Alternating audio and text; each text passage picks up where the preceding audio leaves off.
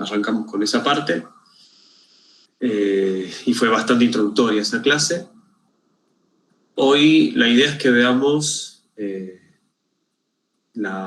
serían estrategias de internacionalización de las empresas, básicamente inversión extranjera directa, y cadenas globales de valor. Y un poco la idea es discutir sobre cuestiones del desarrollo económico a partir de estos fenómenos.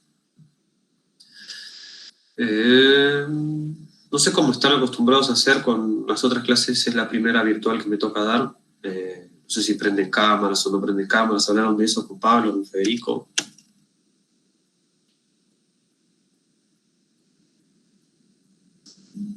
Depende del profesor y cuántas ganas tiene de vernos.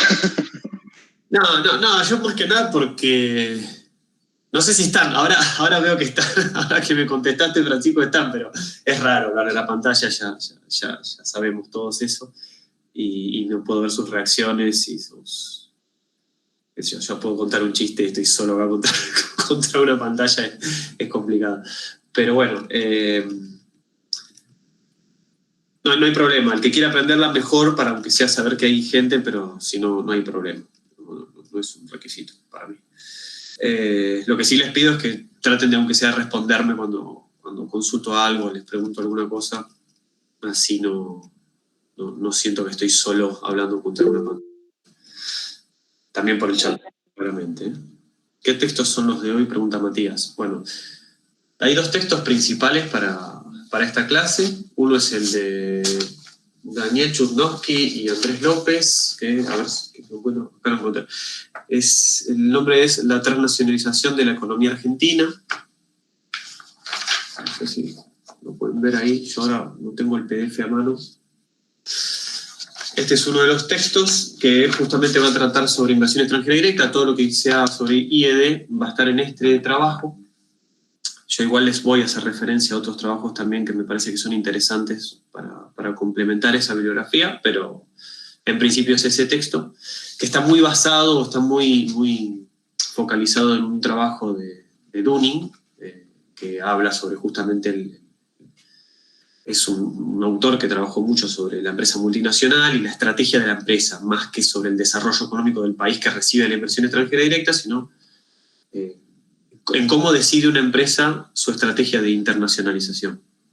Está muy basado en eso, está bastante bien explicado, la verdad que es súper resumido y evita que tengan que ir a la fuente en inglés. Yo igual siempre recomiendo eso, ¿no? Buscar al autor original, qué es lo que dijo, porque hay interpretaciones siempre en el medio. Pero en principio es este. Este es el obligatorio de IED. Y después tienen otro obligatorio que es el más citado de Gary Gillespie, John Humphrey y Timothy Sturgeon. Digamos, es la gobernanza de las cadenas globales de valor, The Governance of Global Value Chain, que no sé si están viendo ahí, pero este es el otro trabajo. Esos serían los dos trabajos obligatorios. Igual, insisto, también para este les voy a recomendar algunos otros trabajos que son complementarios, digamos, que van a ser evaluados en base a la tarea. Trabajos complementarios o bibliografía optativa, que no está puesta tal vez en el programa de la materia, pero que me parece que son trabajos que fui encontrando estudiando estos temas y me parece que son bastante útiles tenerlos a mano. Digo, más que nada sobre cadenas globales de valor, que es un tema que, digamos, sigue siendo muy vigente actualmente y muchas veces tesis o tesinas se arman en base a este tema, así que les voy a recomendar un par de trabajos también para ampliar. Eso lo tienen, ¿no? Digamos, esos dos textos los tienen a mano. Les hago una consulta operativa porque no hablé con Federico ni con Pablo. Ustedes la bibliografía acceden a través de una carpeta Google Drive, ¿no? Ya no van más a la Junior a comprarlo. Ok. ya me pasó mucho tiempo desde que la cursé y cambió la mecánica. Bien. Bueno. ¿Alguien estuvo leyendo algo sobre esto? ¿O cómo? No sé si la metodología viene siendo que leen antes y después vienen las clases, o primero tienen las clases, después llega el último día antes del examen y se leen todos los textos. Ok, esa es la metodología. Bien. Yo tengo acá el cronograma como para más o menos orientarme por dónde están y qué estuvieron viendo. Estamos entre las últimas clases, creo que la próxima es la última antes del examen, si no me equivoco. Hoy vemos IED y cadenas globales valor. El lunes van a ver mercado versus planificación central en China, si no me equivoco. No, después tienen Sistema Nacional de Innovación y Nueva División Internacional del Trabajo el jueves 27 y finalmente el 31 es el examen parcial, el segundo examen parcial, si no me equivoco. Y ya tuvieron, por otro lado, clases de desarrollo local, integración regional, vieron el caso de Suecia, vieron el caso de la Escuela de la Regulación, financiamiento del desarrollo, sudeste asiático, evolucionistas, ¿no? Para esta segunda parte, imagino que esos son todos los temas que estuvieron trabajando. ¿Una consulta? Sí. ¿Tenés idea la bibliografía para las clases anteriores? Desarrollo local y la otra era integración regional, las dos que dio Pablo. Okay. Yo me acuerdo que para integración, no, para desarrollo local daba un trabajo de Darcy, se escribe. Yo no lo tengo muy presente, pero déjenme ver si tengo algún programa actualizado y ya les digo. Esto, digamos, off the record, ya saben que las clases de Pablo siempre es muy importante la clase, digamos, bibliografía, eso ya, se imagino que lo aprendieron del primer examen, pero por las dudas se los digo. Desarrollo, programa.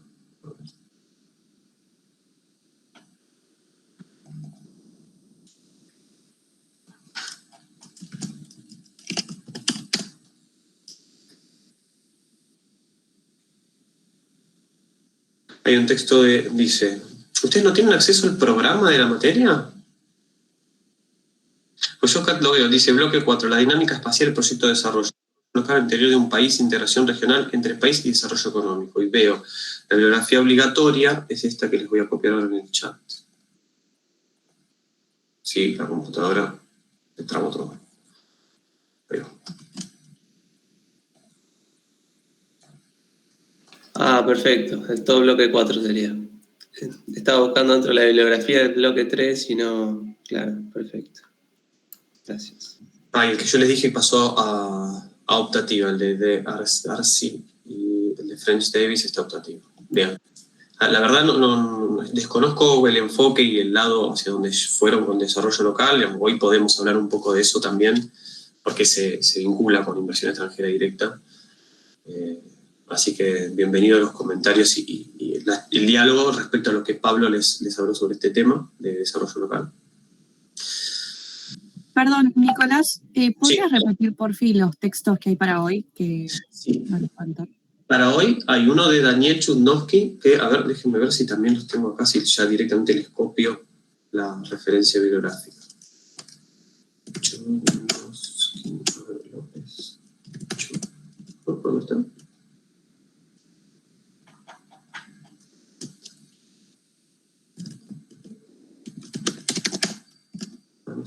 No está en la bibliografía. Esto sí tendría que estar. A ver.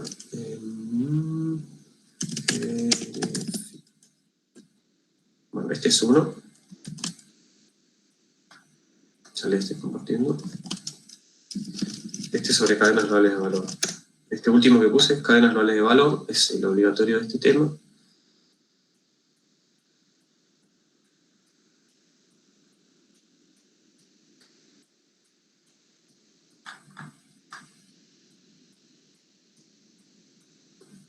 Y no está el de Chudnovsky.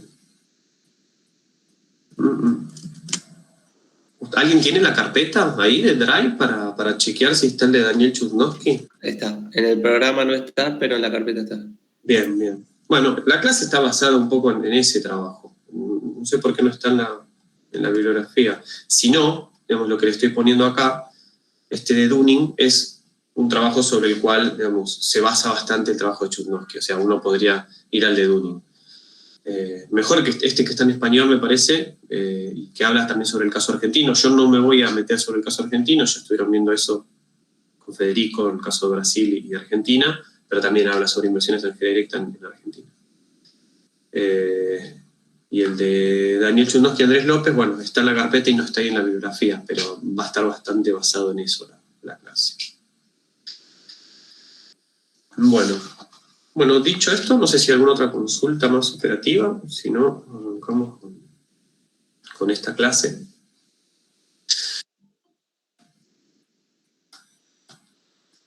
Bien, bueno, un poco como les decía antes, la idea de la primera parte, lo que es respecto a la inversión extranjera directa, y también lo podemos hacer para ganas globales de valor. Digamos, les propongo que más allá de lo que den esta clase, se planteen, digamos, como ejercicio, y esto en general, digo, para todas las clases está bueno relacionar los textos, relacionar autores, que terminan de integrar mejor los conceptos. Y uno cuando se pone a pensar en estas interrelaciones, ahí entiende mejor de qué va la materia.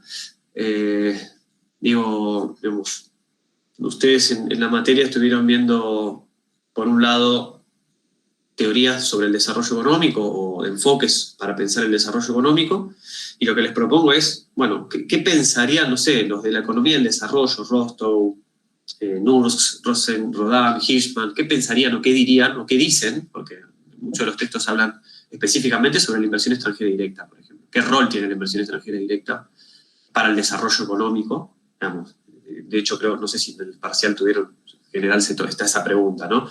Para cuando tenías la trampa del desarrollo o la trampa de la pobreza, la inversión extranjera directa, ¿qué rol tenía? ¿No? Pensar eso.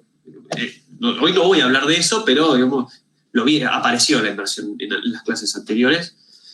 En el estructuralismo latinoamericano, Prebisch algo tenía para decir, por ejemplo, sobre la inversión extranjera directa. Está bueno. El estructuralismo, a diferencia de la dependencia, recuerden que no consideraba que había una explotación por parte del centro hacia la periferia, hay una relación, hay un posible mutuo beneficio en los términos de ese Hirschman que vimos al principio. De hecho, decía, en el sector agrícola tiene que exportar para conseguir las divisas que necesitas después para importar los bienes de capital y hacer la sustitución de importaciones. Necesitas, digamos, evitar la restricción externa del crecimiento y toda divisa que entre va a ser buena. Entonces, la inversión extranjera directa, bienvenida, pero, ojo, no cualquiera. Prebisch tenía esa visión como diciendo, tengamos cuidado que puede generar también flujo de dividendos. Entonces, que seas medio selectivo esa inversión extranjera directa, decía el estructuralismo latinoamericano. Desde la dependencia, bueno, directamente es explotación, es difusión de patrón de consumo, y no hay difusión de tecnología, digamos, totalmente crítica hacia la multinacional y su efecto sobre el desarrollo en la periferia. Bueno, los neoclásicos vieron consenso de Washington, así que ahí hay un montón de cosas que tienen que ver con las regulaciones que impactan a la inversión extranjera directa, la importancia de como era facilitar el contexto normativo para que atraer a la inversión, ¿no? Las facilitaciones del comercio, bueno, demás cuestiones que van a tener que ver otra vez con esto. Institucionalistas, bueno, la cuestión regulatoria, la cuestión de generar un marco normativo, reglas de juego que sean propicias para la inversión extranjera. Hay un montón que se puede decir desde el institucionalismo sobre esto. Evolucionistas, depende de la perspectiva, pero también ahí, digamos, que aparezca un competidor en el mercado multinacional con un desarrollo tecnológico mucho más avanzado, ¿qué impacto puede llegar a tener sobre el desarrollo? Qué sé yo, en desarrollo local, ahí no sé bien cómo lo enfocaron, la verdad. Digamos, por mi parte, digamos, ver la cuestión de la competencia que se genera en el territorio, por el ingreso a la inversión extranjera directa, y ya veremos ahora también las competencias entre territorios por ser el destino de la inversión extranjera directa, ¿no? Y eso puede llegar a tener impactos positivos o negativos sobre el desarrollo económico. Así que bueno, y bueno, también relacionar con las cuestiones de planificación. Y en ese sentido, digo, no solamente tratar de pensar el rol de la inversión extranjera directa y cómo la piensan los diferentes autores que hablaron y las corrientes de pensamiento sobre desarrollo, sino también ver, bueno, en los diferentes casos, en Argentina, en Brasil, en el sudeste asiático, en China, en la Unión Soviética, en Suecia, qué rol tuvo la inversión extranjera directa, cuál fue la estrategia, cuál fue la política en relación a estos capitales internacionales. Suecia, yo no sé si lo vieron de esta manera. Hay un trabajo de Porter, digamos, el libro más importante de Porter, que ahora no me acuerdo cómo era, La competitividad de la nación, algo así, lo tengo por ahí, que trabaja el caso sueco y es interesante lo que dice la inversión extranjera sueca. Y hay una política de Estado de fomentar a las empresas multinacionales, a las empresas suecas que invierten en el resto de los países del mundo, para que cuando invierten, por ejemplo, en Estados Unidos, se compren entre ellas. En vez de comprar a proveedores locales, dos empresas suecas que son complementarias se compran entre sí. Hay una estrategia, es interesante pensar en ese tipo de cuestiones, de cómo la política pública influyó sobre el comportamiento de estas empresas que se internacionalizaron. Bueno, esto lo dejo como introducción para digamos, una tarea al que le interesa y lo quiere desarrollar. No es que se va a evaluar nada de esto, pero está bueno para pensarlo, me parece. Bien, dicho esto, arranco con el trabajo de Daniel Chudnovsky, Andrés López, o más generalmente el trabajo de Dunning, que se lo suele llamar el paradigma ecléctico de Dunning, o el paradigma OLI, digamos, que por esas siglas son siglas de palabras en inglés sobre las ventajas que tiene que tener una empresa para decidir qué tipo de internacionalización de su producción va a realizar. Y entonces, una empresa, básicamente, Dunning lo que dice es hay 3 tipos de estrategias posibles. Una empresa puede valorizar sus capacidades, sus ventajas diferenciales, digamos, transfiriendo los conocimientos, transfiriendo digamos, recursos mediante licencias, por ejemplo. Si yo hago una patente, desarrollo una tecnología y permito que una empresa fabrique esa producción y cobro alguna regalía, esa es una forma de valorizar sus ventajas productivas, sus conocimientos tecnológicos, sus activos. Otra es a través del comercio exterior, digamos, exportando, vendo, exporto y valorizo de esa manera, compitiendo en una relación comercial. Y una tercera estrategia de internacionalización, de valorizar internacionalmente sus capacidades, es a partir de la inversión extranjera directa. Y producir directamente en otros países y competir en esos mercados. Dice, para definir esa estrategia, para definir cómo va a ser la empresa, o cuál va a ser la estrategia para valorizar, hay que pensar o considerar 3 tipos de ventajas que van a tener las empresas, ¿no? Y ahí aparece la O, la L y la I. La O de ownership, digamos, la ventaja de propiedad, que básicamente las ventajas de propiedad, digamos, se refieren a esto, a disposición exclusiva de algún activo estratégico que va a incrementar la competitividad de la empresa, digamos, que la hace competitiva frente a las demás. Y es propio de la empresa, no tiene nada que ver con dónde está localizada, sino que es una ventaja propia de la empresa.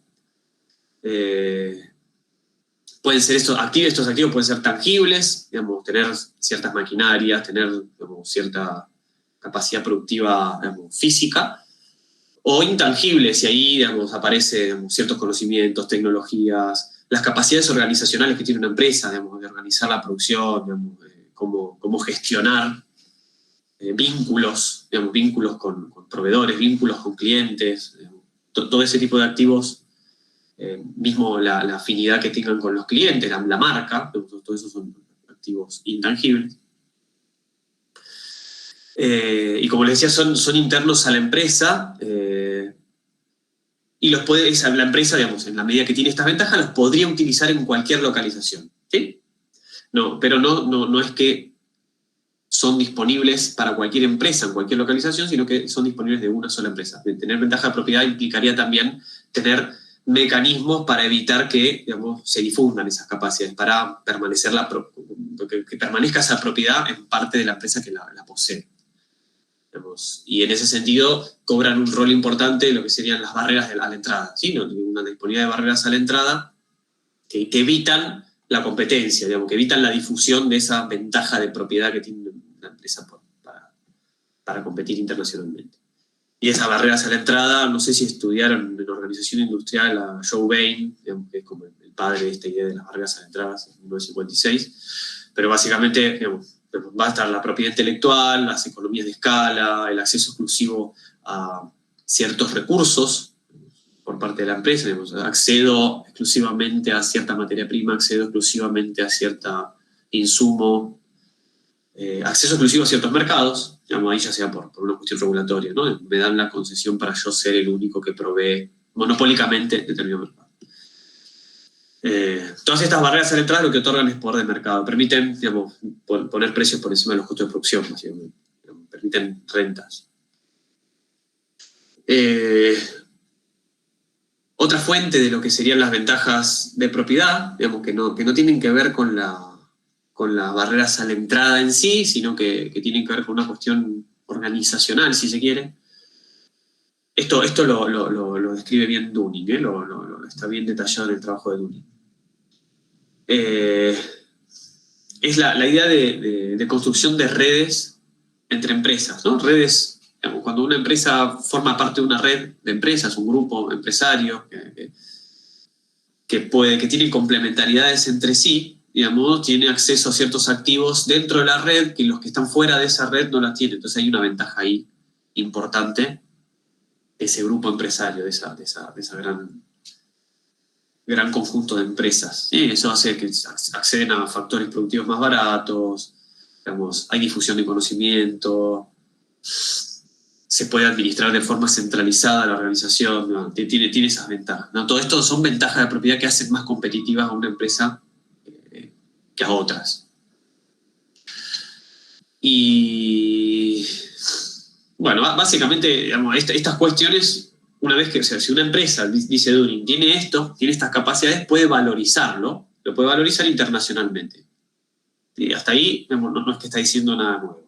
Entonces, ¿qué hace? Después debería ver si le conviene, digamos, como les decía, transferir esas ventajas, digamos, para que otros produzcan utilizando esos conocimientos, los desarrollos productivos nuevos, las innovaciones que desarrolla esa empresa, o ir o fabricar en el lugar, o incluso, digamos, o comercializar, exportar. La otra de las ventajas que va a tener en cuenta para ver cuál es la estrategia a utilizar es la de localización, digamos, localization, la L, yo decía OLI, la L de localización. La ventaja de localización es, digamos, al revés de lo que les comentaba antes, ¿no? La de propiedad son ventajas que son propias de la empresa que puede usar en cualquier localización. Las ventajas de localización son ventajas del lugar, del territorio donde se va a instalar la empresa, que puede usar cualquier empresa que se localiza ahí, pero que si no estás localizado en ese territorio no vas a gozar de esas ventajas. Digamos, ahí sí, hay activos estratégicos que van a estar disponibles para todas las empresas colocalizadas en un mismo territorio, que van a incrementar su competitividad por estar ahí. Esos activos estratégicos permiten mayor competitividad frente a empresas que están radicadas en otras partes del mundo. Y, digamos, no incluye solamente los recursos naturales, digámosle, las ventajas estáticas ricardianas, ¿no? No son solamente las ventajas comparativas ricardianas en términos de dotación de factores productivos y demás cuestiones, sino que también considera Dunning las ventajas que son creadas, las ventajas dinámicas, que también tienen cierto arraigo territorial, ¿sí? Y ahí, digamos, uno puede ver ambiente social, legal, comercial, digamos, las instituciones propias de un espacio, el tipo de políticas económicas, el esquema de incentivos, por ejemplo, digamos, las condiciones macroeconómicas propias de un territorio en particular, de un país en particular, digamos, la infraestructura desarrollada bien, ¿no? Que construida, no natural, sino infraestructura construida, puentes, caminos, puertos, conectividad, todo eso hace a esa ventaja de localizarse en un lugar que tiene acceso a todo eso respecto a un lugar que no lo tiene. La presencia de universidades es clave, ¿sí? La presencia de espacios de formación de capacidades cognitivas en trabajadores. Yo le agregaría a Dunning también la presencia de otras empresas. Digamos, cuando hay empresas, digamos, se genera un ambiente competitivo, pero también hay proveedores especializados, digamos, hay un mercado, y todo eso es un atractor. Yo no sé si lo hablamos en la clase que hablé de Hirschman. No hablé de Hirschman, hablé de la economía del desarrollo. Uno de los que hay, que no tienen ningún texto para leer, pero les recontra recomiendo, si les interesa el desarrollo económico, es Gunnar Myrdal. Myrdal habla de la causación acumulativa circular, o causación circular acumulativa. Ese concepto es súper importante. Después lo retoma Krugman en sus trabajos sobre geografía económica. Y tiene que ver con esto, tiene que ver con, digamos, la causación acumulativa circular. Lo que les dice es, básicamente hay una tendencia al desequilibrio, no al equilibrio, como uno suele pensar en la economía más neoclásica, y es entre países, por ejemplo, una tendencia a la divergencia. Y esa tendencia a la divergencia, digamos, va en contra de la movilidad, o sea, la movilidad de los factores que predecirían las teorías del crecimiento, digamos, más neoclásicas, es inversa a la que diría Myrdal, ¿sí? No es que el capital se mueve hacia las regiones donde escasea el capital para valorizarse más, sino que el capital se mueve a las regiones donde hay más capital, porque ahí hay, digamos, mayores externalidades de todo tipo, porque hay un mercado más grande, porque justamente hay demanda solvente, digamos, básicamente. El capital va a ir a donde haya demanda solvente. Si no hay demanda. Puede ser. Ahora no la tengo presente. No sé, Agustín, si querés contarnos. Agustín. Si querés contarnos, ahora no me acuerdo la paradoja de Lucas, no sé si la vieron en crecimiento. No sé. Claro, en crecimiento, sí. Decía básicamente lo que acabas de decir, por eso. Que uno tendería a pensar en un mundo neoclásico que la inversión va al lugar menos desarrollado porque las tasas son más altas, pero la inversión sigue yendo a los más desarrollados. Una cuestión probablemente seguridad jurídica, de menos riesgo, no sé. Absoluto. Sí. Bueno, para cuestiones institucionales y las otras que le estaba diciendo yo que tienen que ver más con cuestiones de externalidades o de demanda efectiva, básicamente. Es posible, seguramente, digamos, ese capital no va a poder valorizarse. O sea, uno esperaría que como es escaso, el precio sea más alto, pero para que sea escaso tiene que haber una demanda solvente que lo haga escaso. Digamos, si no hay demanda, no es escaso. Digamos, en ese sentido, si no hay consumidores, no hay compradores, no hay otras empresas que compren insumos, no va a haber una atracción para esa empresa.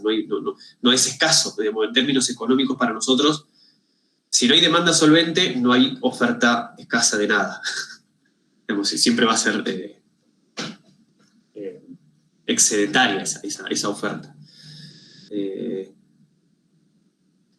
Así que, bueno, entonces a lo que iba es, bueno, son ventajas de localización. La existencia de un mercado es una ventaja de localización. La estabilidad política, como decía Agustín, digamos, el derecho de propiedad y la estabilidad económica o macroeconómica son también atractores, son ventajas de localización. Ir a un lugar que no tiene este tipo de características también, digamos, es riesgoso y uno esperaría mayores rentabilidades o mayores concesiones en otras cosas para aceptar o que sea conveniente ir a instalar la empresa en ese tipo de lugares.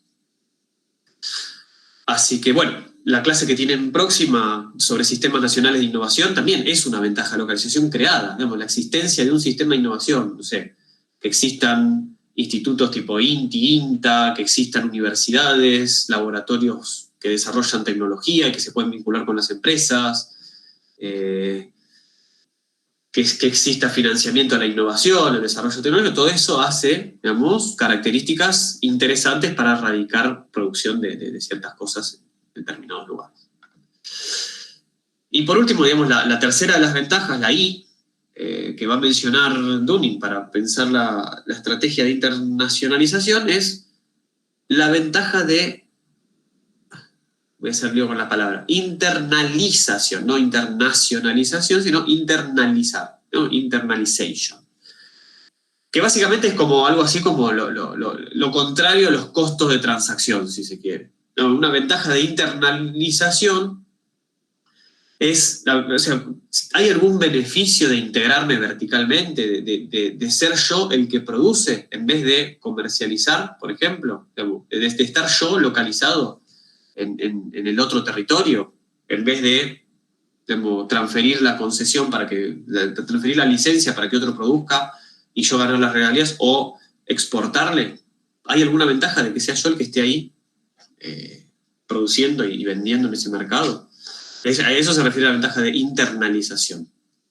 Y el objetivo es justamente se refiere a evitar las desventajas de las que se generan con fallas de mercado. Evitar esas desventajas o aprovechar las ventajas de fallas de mercado. Las fallas de mercado pueden generar ventajas y desventajas en el comercio, ¿no? Entonces, yo quiero evitar desventajas o capitalizar ventajas derivadas de fallas de mercado. O ventajas y desventajas derivadas de la intervención del Estado, ¿sí? Por ejemplo, esto último refiere a, si hay proteccionismo en el mercado de destino, yo no voy a poder exportar, por ejemplo. Entonces, ¿qué hago? Voy, me instalo y produzco ahí. Hago una inversión extranjera. Capaz que hay control con aranceles, pero no hay control a la movilidad de capital. Entonces yo voy con mi capital, produzco en ese lugar y aprovecho ese mercado que no podía aprovechar exportándole. Entonces ahí estoy aprovechando. Con la inversión extranjera directa tengo una ventaja de internalizar, de ser yo el que fabrica en ese lugar, que tiene que ver con saltar una barrera arancelaria. Las otras, la de las fallas de mercado, Dunning las separa entre estructurales y cognitivas, y las estructurales significarían, por ejemplo, evitar los costos de transacción derivados de una relación comercial. Si tengo que estar vendiendo o proveerme de una empresa que está en otro país, bueno, hay costos de transacción de mínima. No sé si me van a proveer con la calidad que requiero, no sé si me van a proveer con el tiempo y con la magnitud que yo necesito. Imagínense una estructura donde necesito partes estandarizadas, necesito que se cumplan ciertos requisitos, todo eso son problemáticas, riesgos que a veces son muy altos, entonces yo preferiría directamente ser yo el que fabrica en el otro lugar y yo tengo transacciones intrafirma, intrafirma entre filiales de una misma empresa. Y a su vez aprovechar las economías, se llaman economías externas o externalidades de la diversificación. O sea, a la medida que yo, por ejemplo, ¿no? Le estoy vendiendo a una empresa internacional de otro país y la adquiero, la compro, hago una fusión, una adquisición, ¿no? la meto dentro de mi grupo de empresa,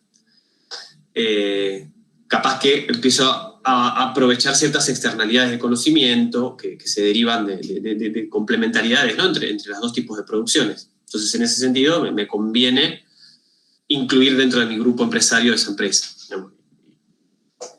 Perdón que estoy un poco resfriado.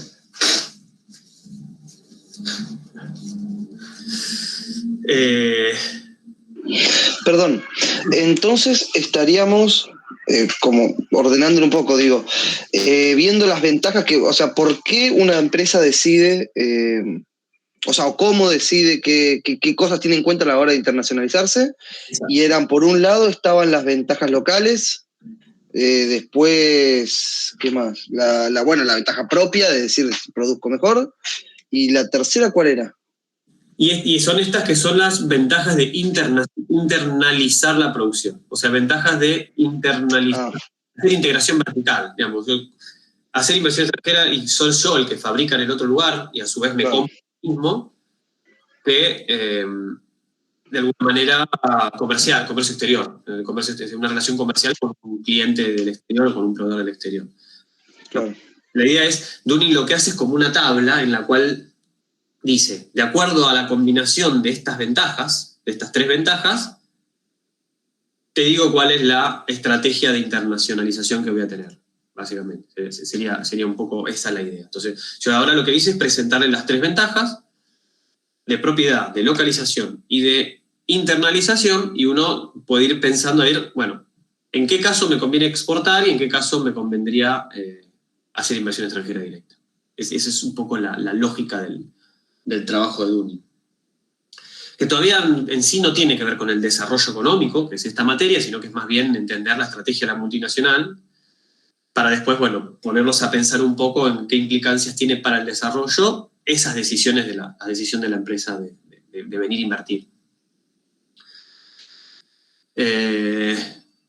Yo les decía que ventajas de internalización tenían estructurales y cognitivas. Las estructurales tenían que ver con evitar los costos de transacción, esto que les decía prefiero ser yo el que me compra y que se vende a sí mismo. O sea, yo voy y pongo una filial en otro país y me encargo de resolver esos problemas de los costos de transacción, que creo que, no sé si institucionalistas vieron algo de esto con Coase. Bueno, evitar esos costos de transacción, siendo yo mismo el que va y compra directamente a la empresa de afuera. No le vendo o le compro, no es una relación de comercio exterior. Hago eso en una relación jerárquica, donde, digamos, la planificación dentro de la empresa no es vía señales de precio, sino que es una planificación mucho más directa, mucho más jerárquica, como les decía recién. Esas son las estructurales que va a mencionar Dunning. Las cognitivas tienen que ver con esto de hay información sobre productos o mercados que no está disponible para todos o que es costosa, que bueno, al internalizar se empieza a difundir la información dentro de la empresa, ¿no? Esa información, esos conocimientos que son privados en un principio. Si yo compro la empresa, adquiero ese paquete también, ¿no? Adquiero ciertos conocimientos.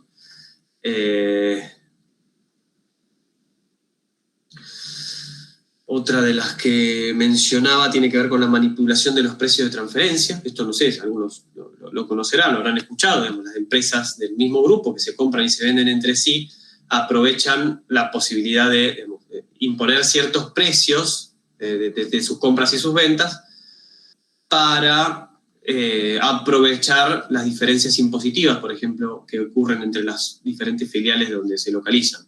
Entonces, no sé, en general la práctica es, si yo tengo una empresa que fabrica en un lugar porque, por ejemplo, no sé, accedo a ciertos insumos particulares o tipo recursos naturales, por ejemplo, o porque accedo a cierta mano de obra calificada, digamos, a un precio internacional bajo, capaz que produzco ahí y capaz que vendo desde otro país, digamos, y lo que desde otro país donde, por ejemplo, no hay tanta impuesto a las ganancias o tantos impuestos hacia la renta del comercio, y a su vez uno aprovecharía y se compraría y se vendería. O sea, uno utiliza esas relaciones comerciales al interior del grupo. Entonces, en los lugares donde hay mayores impuestos a las ganancias, ahí se hace la facturación de todas las compras, ¿no? Entonces todos los costos aparecen en esa filial y no hay que pagar nada de ganancias. Y todas las ventas se registran en el lugar donde hay menos presión impositiva. Entonces, digamos, de alguna manera, justamente se sobrefactura los insumos esos para los insumos que se compran y se venden al interior del grupo para aprovechar esos beneficios fiscales en los diferentes territorios, ¿no? Entonces, esa es un poco la lógica. Obviamente hay controles sobre esto, pero también hay, digamos, hechas las reglas, también están las trampas. O sea que, y las capacidades de los estados también para poder estar controlándolo a veces no es tan importante. Bien, bueno, una vez que yo les comenté un poco esto, digamos, son las tres ventajas que va a mencionar Dunning para decidir la estrategia. Ahora la idea es decir, bueno, ¿cómo las va combinando para ver cuáles serían las estrategias más convenientes para las empresas? Y lo que va a decir es, bueno, si vos solamente tenés una ventaja de propiedad, o sea, tenés estos activos estratégicos que son propios de la empresa, pero no hay ventajas de internalización, o sea, no tenés ventajas de ser vos el que produce en el lugar, perdón, no ser vos el que produce por un lado y a su vez no tenés ventajas de localización, digamos, no tenés ventaja del territorio en el cual se produce. Entonces lo que te conviene hacer es, digamos, tenés esa ventaja de propiedad, haces un contrato de transferencia de recursos, la licencia. Digamos, lo que terminás haciendo es decir, bueno, cobro una regalía para que vos produzcas en el lugar que vos quieras. Digamos, no me interesa, a mí pagame las regalías por eso. Por ejemplo, yo tengo una patente, licencio, la patente sería mi ventaja de propiedad, no la voy a usufructuar yo, no voy a producir yo, sino que la licencio que fabriquen otros y obtengo una regalía ahí. No tengo ventajas de internalizar la producción ni de localizarme en ningún lugar en particular.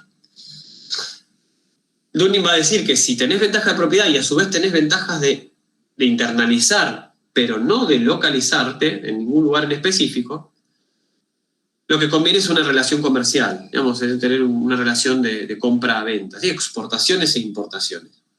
Yo tengo una sola propiedad, la puedo usufructar, me conviene producir, por eso internalizo y no transfiero la licencia para que produzca otro, pero no me conviene ir a ubicarme en el lugar, a hacer un comercio intrafirma, digamos. Lo que sí me conviene es comerciar con otra firma, básicamente porque no hay una ventaja de localizarme en el espacio donde voy a comercializar. Y la última sería la combinación en la cual tenés ventaja de propiedad, tenés ventaja de internalizar y tenés una ventaja de localizarte en un territorio específico.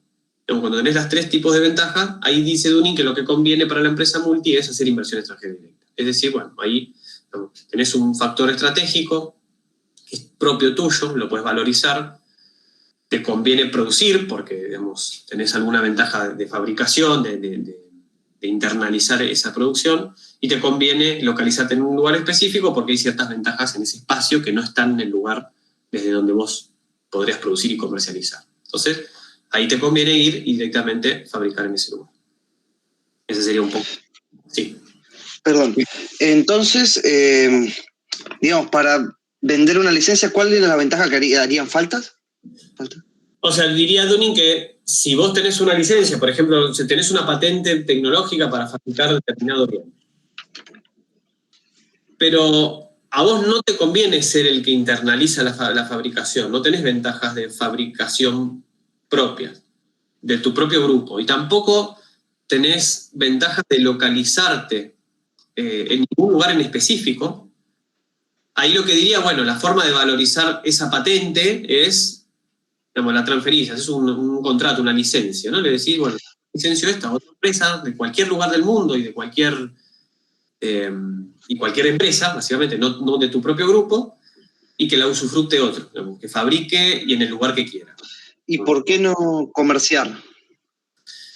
¿Por qué no comerciar? Porque comerciar implicaría que estás fabricando vos. O sea, vos fabricás y vendés el producto, por ejemplo. En este caso, ahora entiendo. Vos lo que haces es que fabrique el otro. Vos simplemente usufructás un activo.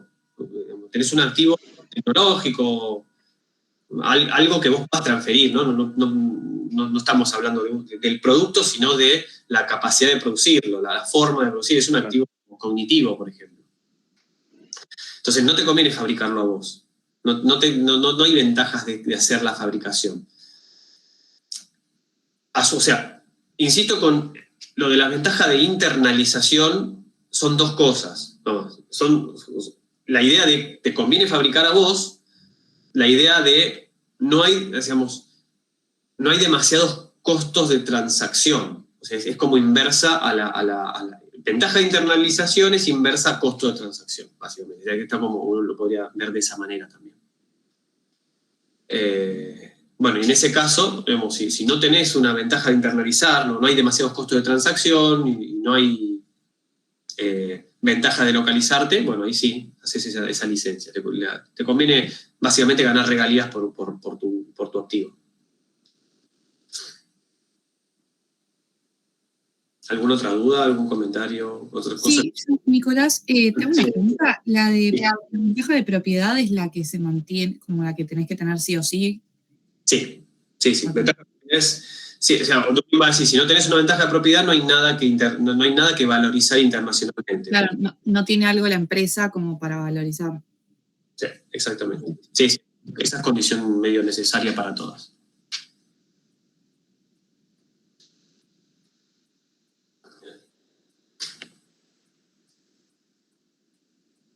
Bueno, continúo. Cualquier cosa igual, si queda alguna duda o comentario, volvemos.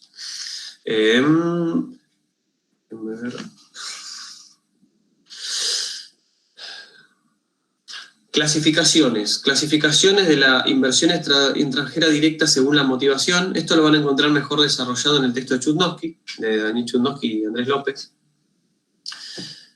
Básicamente va a decir que una empresa multinacional puede tener distintos motivos por los cuales ir a hacer una inversión extranjera directa en otro lugar. Puede ser, por ejemplo, que vaya a buscar recursos naturales o mano de obra no calificada, digamos, en este sentido lo piensa más como si fuera parte de los recursos o dotaciones naturales. Lo llama resource seeking, ¿no? Es búsqueda o extracción de recursos. Y en general este tipo de inversión extranjera directa no está orientada a explotar un mercado interno, sino más bien es para exportar. Es una inversión extranjera directa que va a, explotación minera, petrolera, o maquila, digamos, no es para el consumo interno, sino que es para la exportación, básicamente. Otro tipo de inversión extranjera que puede ser motivada para, digamos, aprovechar mercados, y esta sí se llama market seeking, ¿no? Es para explotar un mercado doméstico, no para exportar. Un supermercado que viene en inversión extranjera directa no es para exportar, es para aprovechar un mercado local.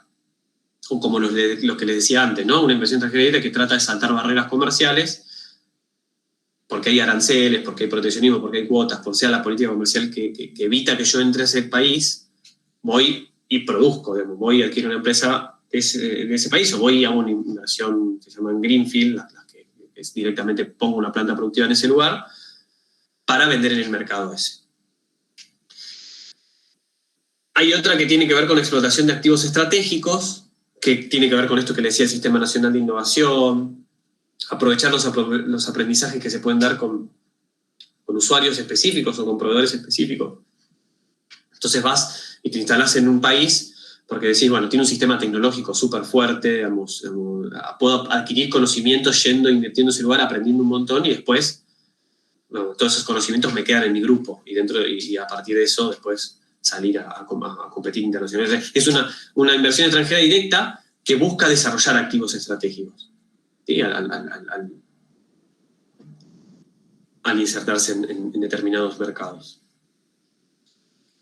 La última que menciona el texto de Chudnovsky y López es las deficiencias de red o efficiency seeking, que básicamente es la idea de, por ejemplo, las automotrices que se ubican en Brasil y Argentina, que se especializan, no sé, una en pick-up y en otras en autos más pequeños, familiares, y se generan comercios de intrafirma. ¿Sí? Es pensar una inversión extranjera directa en diferentes lugares, en diferentes localizaciones, para tener alguna ventaja de especialización y ser eficientemente organizada la localización de sus industrias. Esas son las cuatro que menciono.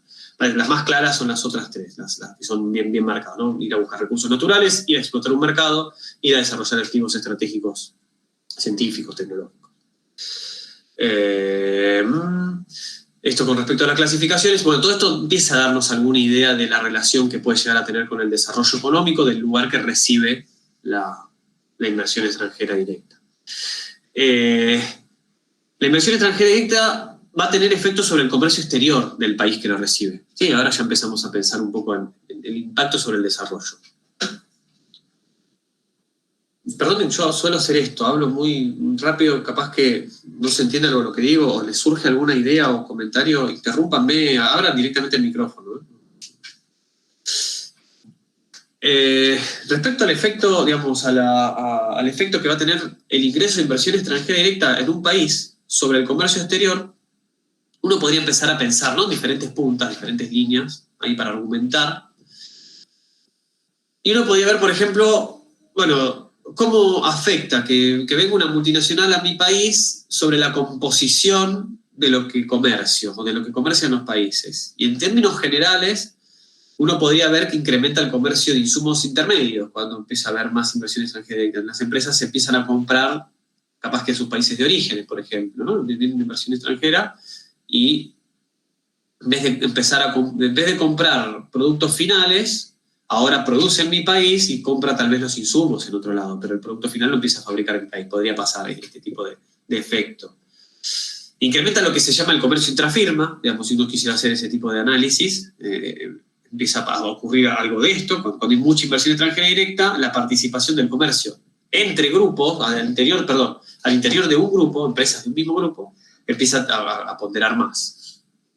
Y lo que aumentaría también es la participación que que tienen los países en desarrollo, si se quiere, en el comercio internacional. O sea, si una inversión extranjera directa va hacia un país en desarrollo, es posible que aumente su participación en el comercio, ya sea tanto del lado de las INPO como del lado de las Expo.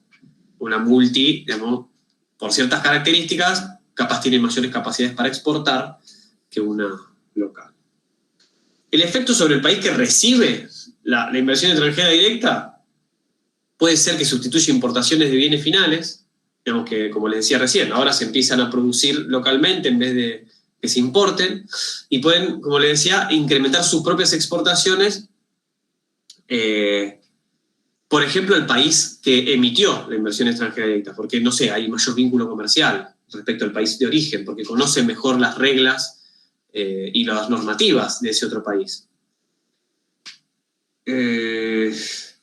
O porque tiene mayores capacidades tecnológicas, ¿no? Es la multi que se va expandiendo, dado el tamaño del capital, dado, digamos, su estrategia de internacionalización, ya se presupone que tiene mayores capacidades tecnológicas de una empresa que no está internacionalizada. Perdón, pero digamos, dijimos que sube la sustitución de bienes finales, o sea que estarían importando menos, pero al mismo tiempo importan más, no sé, ¿queda cero o...?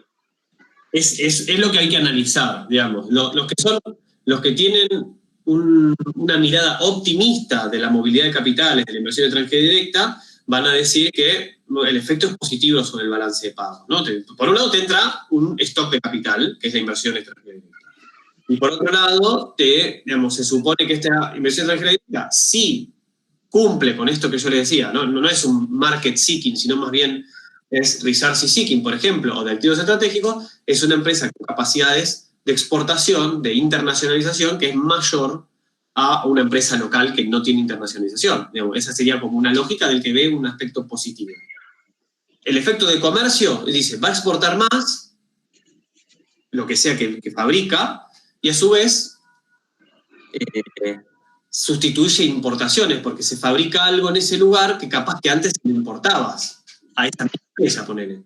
No sé, si estamos hablando de automotriz, o de la electrónica, ¿no? De Tierra del Fuego. Siempre esos comentarios van a decir, bueno, la automotriz, la electrónica, antes importabas el celular, antes importabas el auto completo, ahora importás las partes y las ensamblás en tu lugar. El efecto debería ser, si no implicara muchos costos de flete y otro tipo de rentas y otro tipo de fugas de capital desde la empresa que está ensamblando acá, si descontamos todo eso, uno diría, bueno, por lo menos hay alguna parte del valor agregado que compone a eso que estabas importando antes que ahora es local. Entonces, el que habla de un efecto positivo sobre el balance de pagos, te mencionaría todo este tipo de cosas. Ahora, el crítico, digamos, desde una perspectiva crítica, lo que uno podría decir es, capaz que antes se fabricaba localmente eso que vino a hacerse una inversión extranjera directa, ahora lo hace una empresa externa y encima no le compra a los proveedores locales, sino que prefiere comprarle a sus filiales de otros países, por ejemplo. Entonces, y encima no exporta. No puede ocurrir eso, ¿no? No exporta. Desplazó a productores locales, desplazó a proveedores locales, importa más y encima fuga capitales. Digamos. Y también, digamos, el argumento, digamos, uno podría conocer ejemplos de los dos casos. Ahí la disputa es ver, al fin y al cabo, es el poder de negociación que pueda llegar a tener un territorio, un Estado, para poner algún tipo de requisito respecto a qué inversión extranjera directa entra y cuál no. O digamos, a decir, bueno, tratar de moldear el comportamiento de esa empresa. Uno no tiene que perder de vista nunca que la empresa no viene a desarrollar al territorio que llega, viene a ganar plata. Eso es lógica, así funciona el sistema, no es que son malos o son buenos, son las reglas del juego esas. Después, bueno, como pasó en Argentina entre los 70 y los 90, claro. Digamos, un poco está hablado eso en el texto de Chudnovsky, exactamente. No me voy a focalizar sobre el caso argentino, la idea era hacerlo un poco más, digamos, en términos generales, pero sí, tal cual como dice el compañero, que ahora no leí su nombre, se me perdió. Matías. Bien, sí, claro, total, como pasó en Argentina en esos momentos. Digamos, es curioso eso, porque aparte tenés arancel externo común del Mercosur, posterior, ¿no? Cuando sale el Mercosur, y inversión extranjera directa que saltea esas barreras. Es un proteccionismo para las multinacionales. No es un proteccionismo para desarrollar tus propias industrias sino es un proteccionismo que termina protegiendo a las multi que se instalan en tus territorios o en tu región. Es una cosa como para pensarla, para discutirla también, ¿no? Así que bueno, no sé, Francisco, si respondo un poco a tu pregunta, ¿cuál es el efecto? Si es positivo o negativo, bueno, depende cuál sea el comportamiento y tu capacidad de negociación. Sí.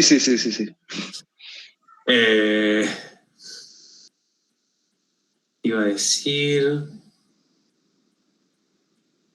Y aparte tiene su lógica, ¿no? Digamos, insisto otra vez, no es que son buenos o malos. La empresa multinacional tiene algún incentivo, por ejemplo, para comprar las maquinarias o el software o comprar los insumos a los proveedores que ya conoce. Ahí aparecen todas las cuestiones de costo de transacción, aparecen todas las cuestiones de mantener dentro del grupo ciertos conocimientos tecnológicos. O sea, si yo empiezo a comprarle, por ejemplo, soy una automotriz y empiezo a comprarle el software a una empresa local, hoy en día el valor agregado del auto es, no sé, 80-90% debe ser el software, debe ser, gran parte del valor agregado es el software.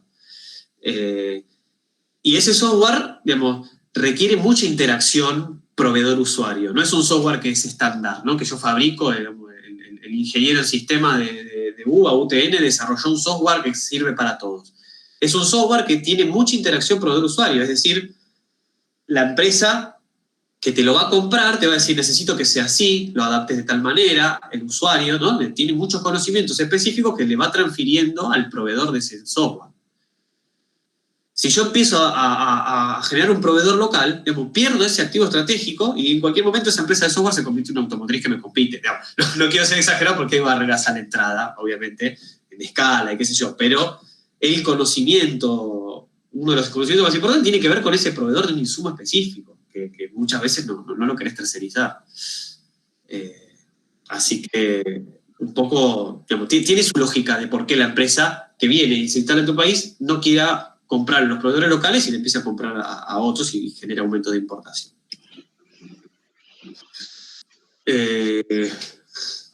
Claro, algo así pasó con Mostaza acá en Argentina, ¿no? ¿Cómo es? Contame que no conozco el caso. Tengo entendido como que en el 2001, no sé si era en los 90, McDonald's o Burger King se va del país y quedaron los capitales, los accionistas o no sé qué eran de acá de Argentina, los tipos tenían todo el know-how y fundaron Mostaza diciendo, bueno, nos copiamos del proceso de producción de esta empresa. Totalmente, sí. Bueno, eso es interesante, ¿no? Como las fusiones y adquisiciones internacionales, inversión extranjera directa, no Greenfield, la otra, la que adquirís una empresa, tiene muchas veces esa lógica también. Es adquirir know-how, es comprar, es un fenómeno que hoy en día está afectando a todos los sectores tecnológicos, biotecnología, software, digamos, todos los proveedores de la industria 4.0, todo ese tipo de tecnologías de punta, digamos, lo que hoy en día, energía, cuando se desarrolla alguna tecnología, una pyme local, las famosas startups, digamos, hoy en día está súper financiarizado ese tipo de negocios, ¿no?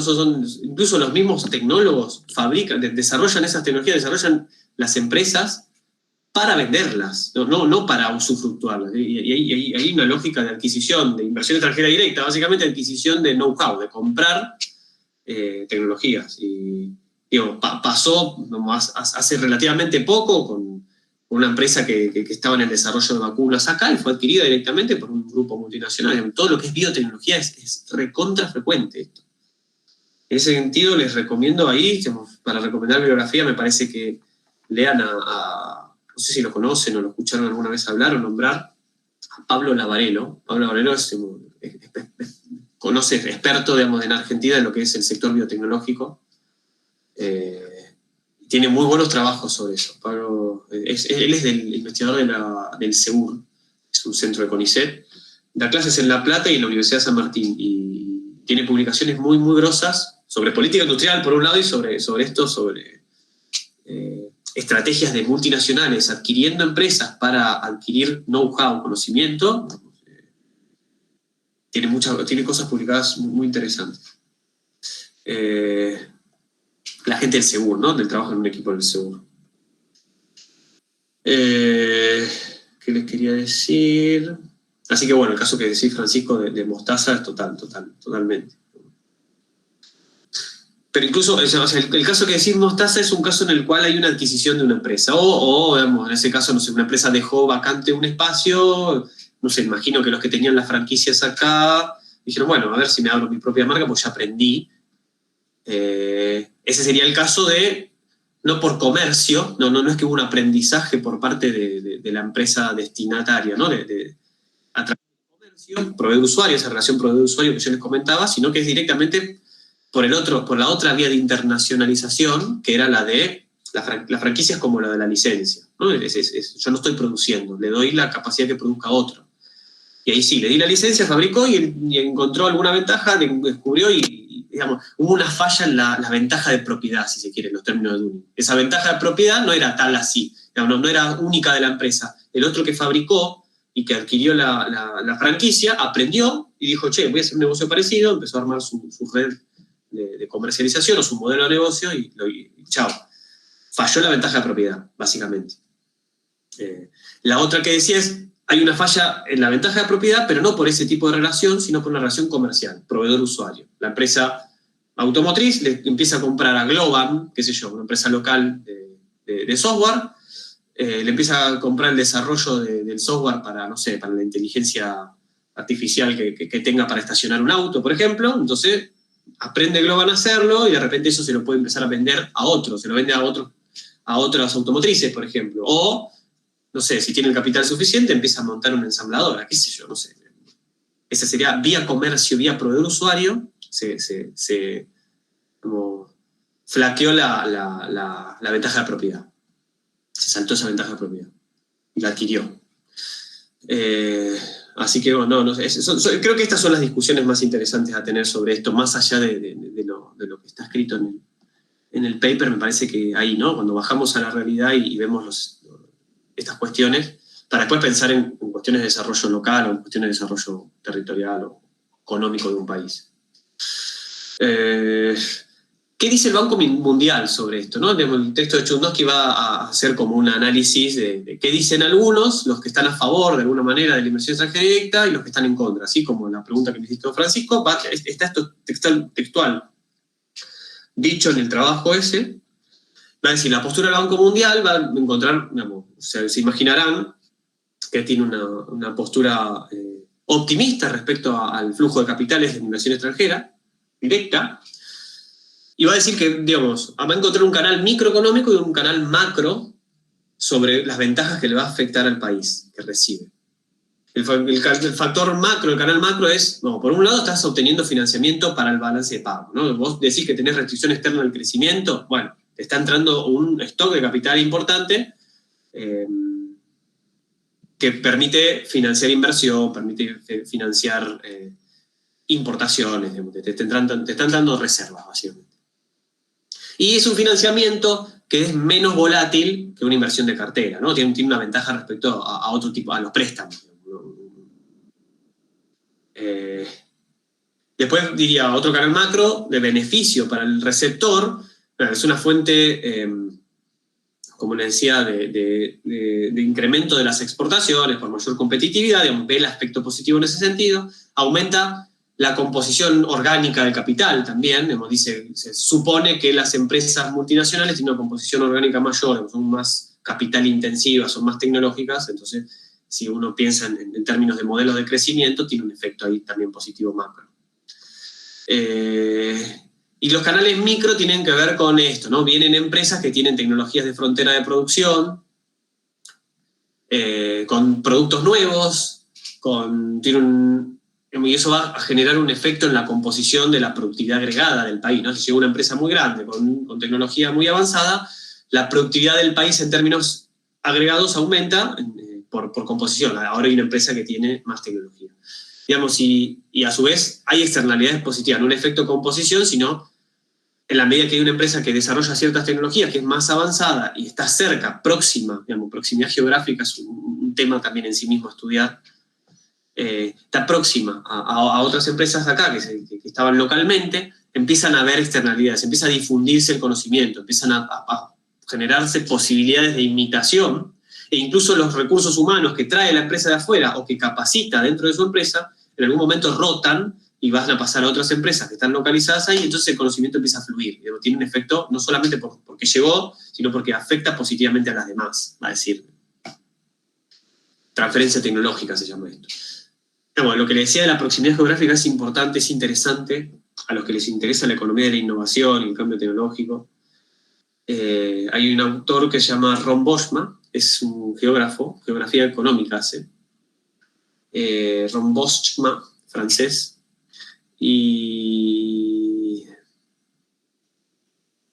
él habla de para que se transfiera el conocimiento a veces tiene ciertas características que necesita proximidad entre los actores, ¿no? No es que, digamos, yo puedo aprender, por ejemplo, no sé, iPhone no puede aprender de las ensambladoras que tenga en el sudeste asiático.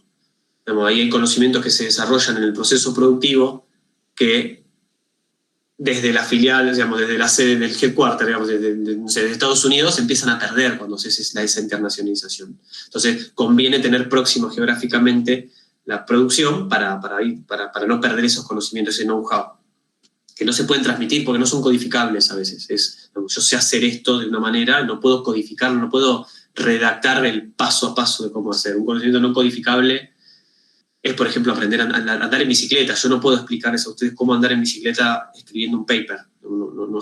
No funciona así.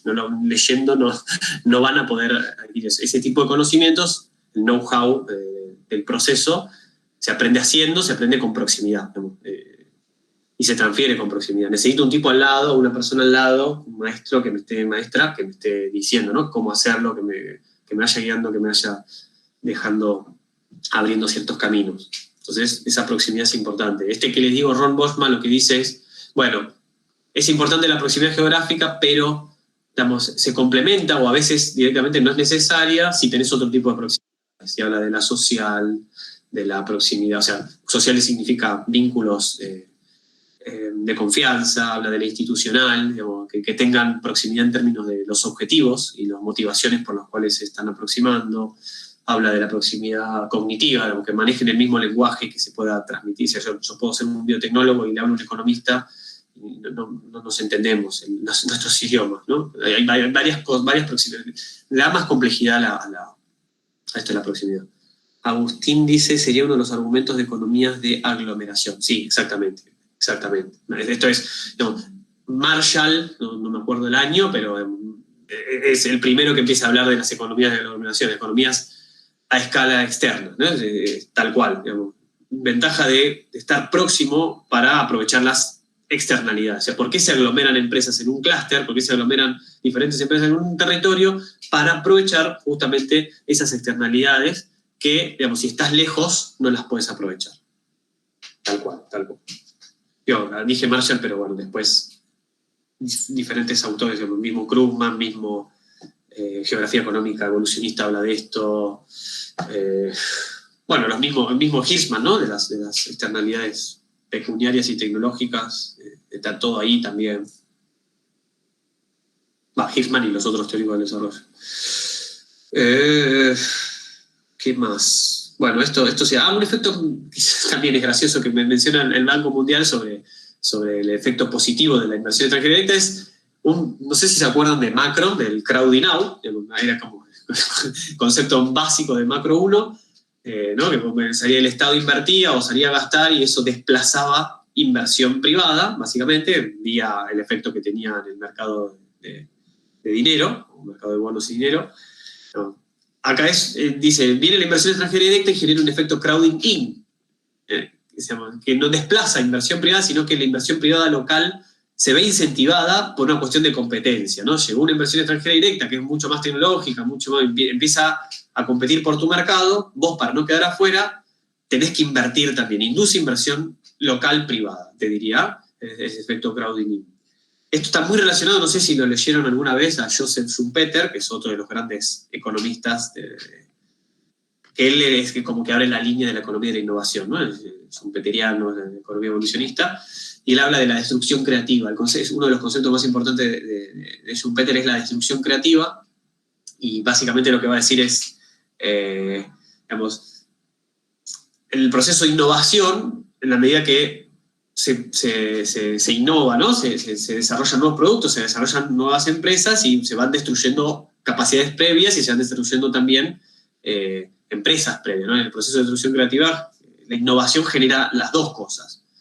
Y la idea de Schumpeter es, digamos, el sistema capitalista te está imponiendo una competencia constante. Por más que seas un monopolista, vos sos el único que concentra el mercado, digamos, la innovación implica que te podrían destruir en algún momento. Podría ser, no sé, tenés el mercado el típico ejemplo es Kodak, tenés el mercado de la fotografía, ahora empezó a generarse la tecnología digital, la fotografía digital, y bueno, vos no innovaste, o sea, por más que eras oligopolio, concentrabas en el mercado, qué sé yo, digamos, tenés una presión constante a la innovación derivada de la competencia y esta posibilidad de ser la parte de la destrucción, ¿no? De destrucción creativa. Vos sos el que se queda con la destrucción y el más que se va a quedar con la creativa, con lo que se creó. Claro, la destrucción creativa no implica que se destruye y se crea en el mismo espacio territorial ni en la misma empresa. Según lo que se destruye, hay una cuestión distributiva ahí, que es interesante tener en cuenta. Entonces, por más que estés solo en el mercado, el sistema capitalista se supone que te genera una presión constante, dada la innovación, que te motoriza a que vos inviertas constantemente en innovación. Y está relacionado con esto que decía del efecto crowding. Bien. Después, digamos, una vez dicho los factores positivos que va a encontrar el Banco Mundial, uno puede mencionar algunas de las cuestiones negativas, o sea, todo esto puede no pasar, ¿no? Todo esto que decíamos recién puede que sí, puede que no. Digamos, los críticos del lado de la más izquierda, digamos, de la crítica, el neomarxismo, si queremos, o incluso los nacionalismos van a decir, vos perdés soberanía, perdés autonomía, cuando estás dependiendo de la producción de inversión extranjera directa.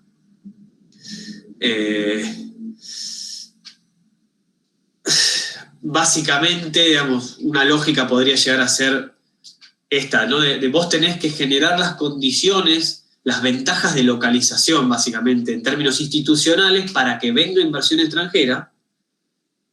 Entonces, perdés política, perdés espacio de política, el policy space, le dice, ¿no? Por ejemplo, no sé, las inversiones extranjeras directas van a moverse a aquellos países que estén dentro de los tratados de inversión internacionales. Sos parte de la OCDE, no sé, digamos, ser parte de este tipo de instituciones internacionales, digamos, estar en la OMC, formar parte de un tratado de libre comercio. Bueno, todo ese tipo de cosas empiezan a restringir tu policy space.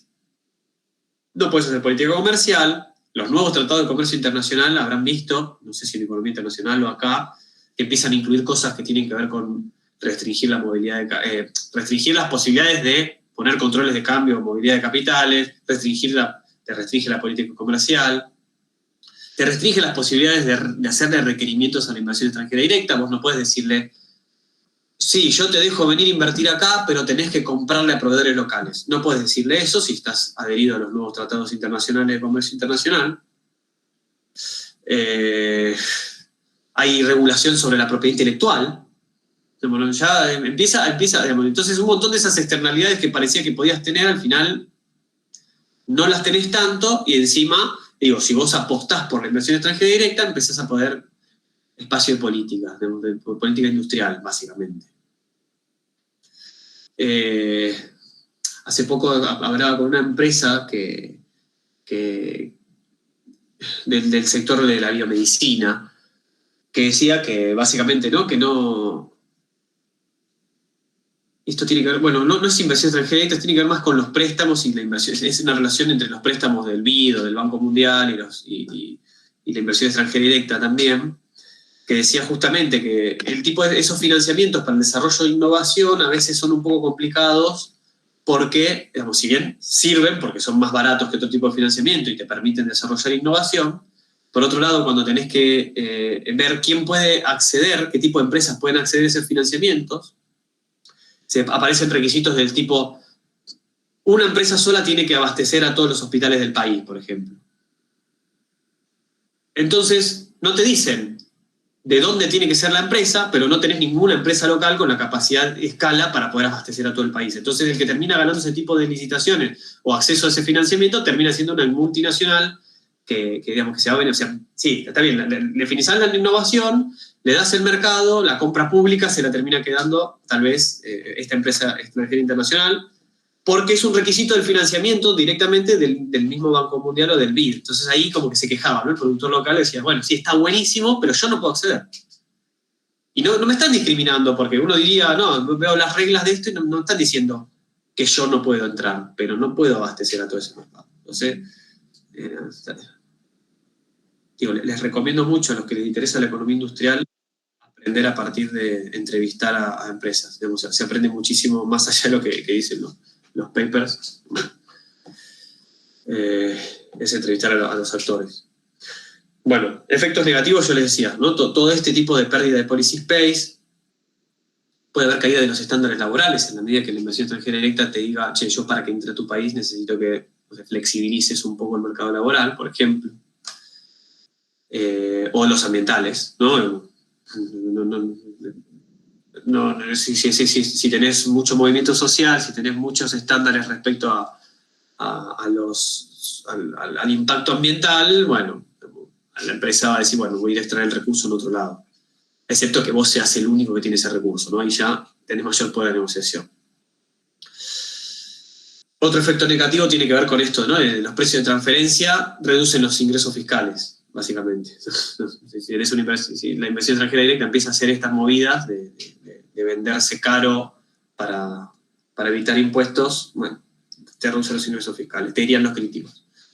Y en especial, digamos, respondiéndole al Banco Mundial, lo que dirían es, está bien, es una fuente menos volátil de financiamiento, pero eso no quita que sea más onerosa, digamos, que sea más cara. Si uno quisiera, podría hacer ese análisis, ¿no? ¿Cuál es la tasa de interés implícita de una inversión extranjera directa? Implícita sería, por ejemplo, ver, en vez de, no sé, una inversión de cartera, paga tasa de interés explícita, digamos, tengo que pagar los servicios de deuda. Una inversión extranjera directa, la tasa de interés que va a ser implícita es, digamos, la remisión de utilidades y dividendos. Básicamente sería la tasa de interés de ese capital. Bueno, uno podría mirar el balance de pagos y comparar, ¿no? El stock de la inversión respecto, ver el flujo, ¿no? El flujo de remisión de utilidades y dividendos respecto al stock de inversión extranjera directa y ver cuál es el costo de ese financiamiento, básicamente. Y bueno. Perdón, ¿qué sería? No entendí qué es eso, lo de. O sea, ¿qué sería lo caro?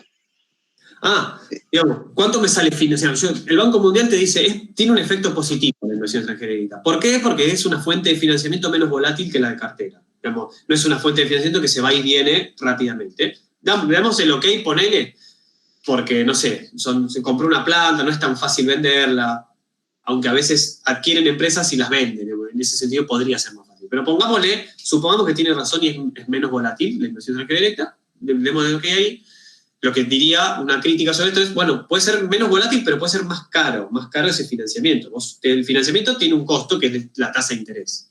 Así, si yo me prestan plata, me entro capitales, voy a tener que pagar por ese capital. Una tasa de interés, en el caso de un préstamo, en el caso de una inversión extranjera directa, lo que estoy perdiendo en términos de capital son las fugas la fuga de divisas por dividendos y regalías, básicamente. O sea, la empresa tiene una ganancia local y una parte de esas ganancias las reparte sus accionistas o las remite a su casa central, a su casa matriz. Eso, uno podría decir, es un flujo de divisas que sale, que lo puedo comparar como si fuera una tasa de interés que es implícita. ¿Y cómo la calculo? Bueno, me fijo el flujo de remisión de utilidad de dividendos respecto al stock de inversión que entró, y ahí me va a dar una tasa de interés. Ese es el costo de esa inversión, si se quiere. Podría dar más caro o más barata, no sé. Es algo que a tener, por lo pronto, a poner en duda. No sé, puede que menos o puede que más. No hice el ejercicio, digamos, si quieren hacerlo con los datos de Bancepam. Y con la posición internacional de la inversión que tiene los stocks de IED. Digamos, estas dos cosas en DEC lo pueden calcular.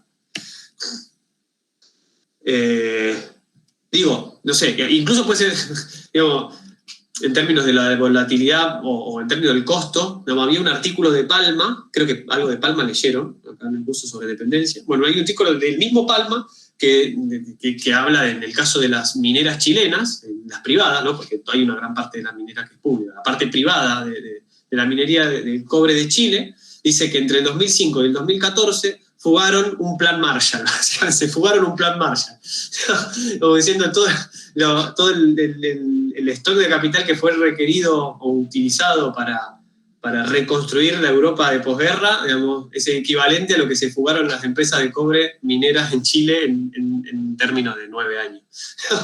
tiene ese cálculo que parecía gracioso, como que se robaron un PBI y se fugaron un plan Marshall.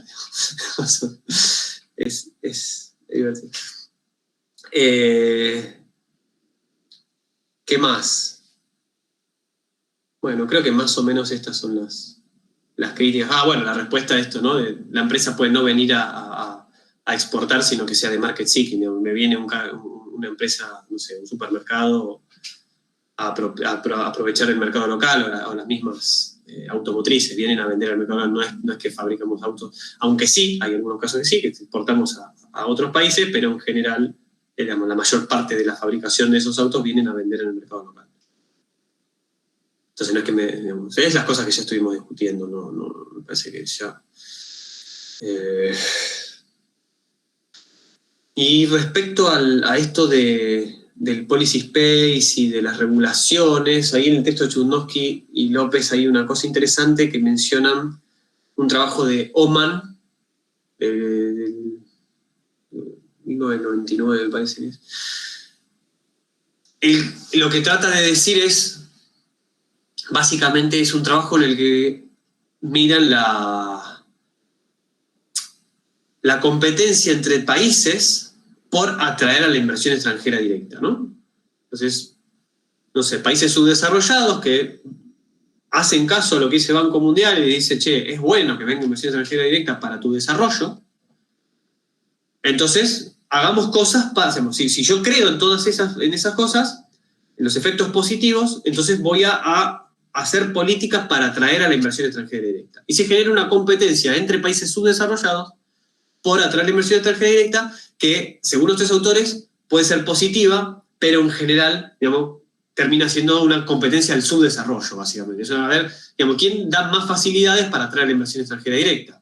Y ahí es reducción de estándares ambientales, reducción de estándares laborales, flexibilización del mercado laboral, digamos, un montón de instituciones que, digamos, hacen bajar salarios, que hacen perder seguridad social, que hacen impacto ambiental, desastres ambientales, con tal de que te vengan esos capitales, digamos, bueno, en ese sentido sería negativo. El texto de Chudnovsky habla de dos tipos de formas de esa competencia, una que es la vía reglas y otra es la vía incentivo. Vía reglas serían, por un lado, estas negativas que le decía, estándares ambientales y laborales, y otra tiene que ver con la mejora del ambiente de negocios. Y sí, digamos, esta es la forma positiva de encarar políticas de competencia por la inversión extranjera directa, ¿no? La forma positiva sería dar un mejor ambiente de negocios, estabilidad económica y política, un poco, bueno, Agustín, vos habías mencionado este tipo de reglamentaciones, ¿no? Había dicho, bueno, digamos, garantizar la propiedad privada, digamos, si yo tengo riesgo de que me expropien, la verdad que no voy ahí. Entonces, si los países están compitiendo, mejorando las reglas institucionales, bienvenida a esa competencia, te diría, ¿no? Este trabajo. Digamos, los tratados de integración regional son vías también digamos, en la cual, digamos, un país que está integrado regionalmente le ofrece más mercados que un país que no está integrado, no pertenece a ningún tratado de comercio internacional. Entonces, eso también es atractivo para la inversión extranjera y, digamos, en los términos en los que estamos hablando, sería una competencia positiva, como generando buenas reglas de juego.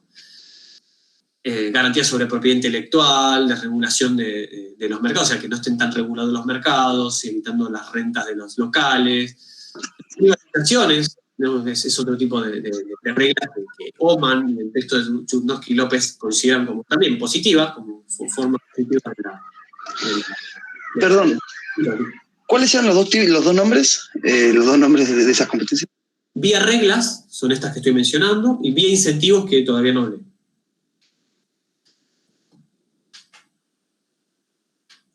Digamos, las reglas son todo lo que sería el marco institucional que vieron, es eso.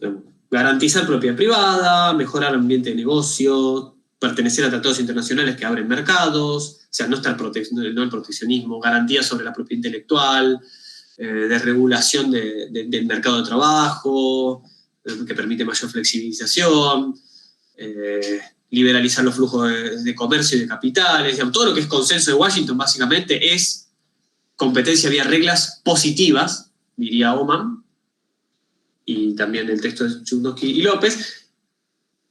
No así las reglas que tienen que ver con estándares ambientales. Esa no es mencionada, pero no, yo creo que si lo pensara en los términos de hoy sería un efecto negativo.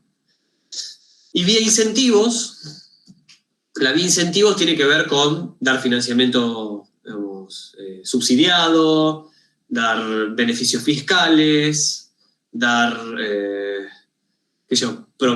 no sé, otorgar terrenos o infraestructura o la compra gubernamental misma, digamos, garantizar cierto poder monopólico de la concesión de algún tipo de servicio, por ejemplo. Los servicios públicos en general pasa eso un poco, las garantías son monopolios naturales también.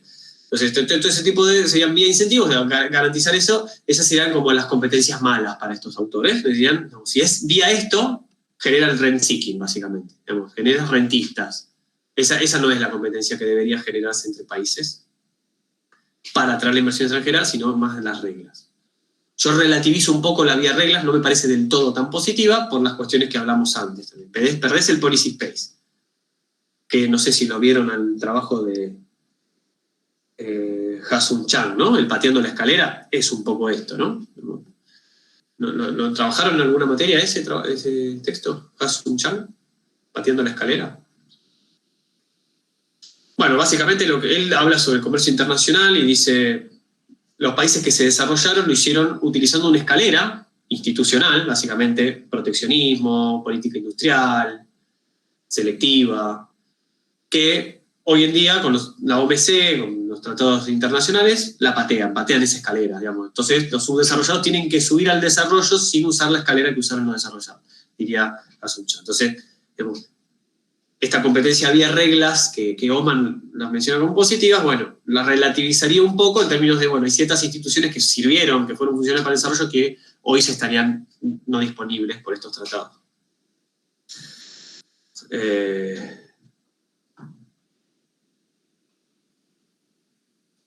Bueno, esto sobre inversión extranjera directa, uno si quiere puede hablar infinito, me estoy dando cuenta que no tengo ni tiempo de cadenas globales, voy a volar con cadenas globales, aunque sea decir un par de puntas importantes.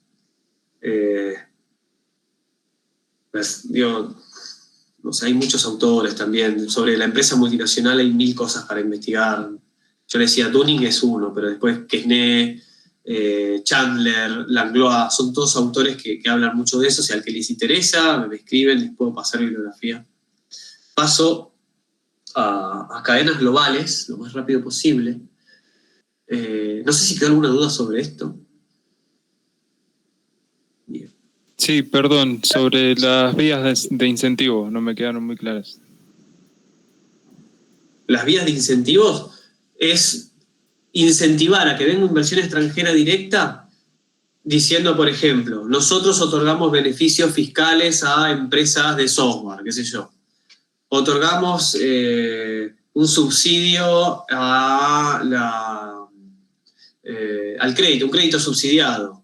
Otorgo, si venís y te instalás acá, te doy la compra pública. Yo, no sé, sos una biotecnológica que vende medicamentos, o te compro los medicamentos a vos.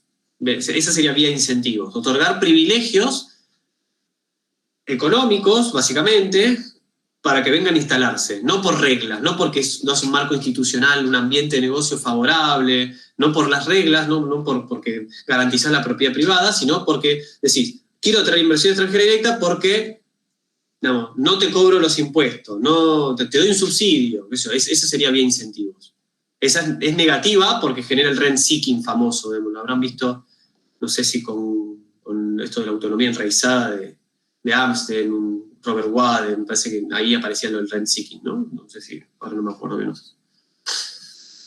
¿Se te dio, Tomás? No sé, es la idea de los incentivos en relación a reglas.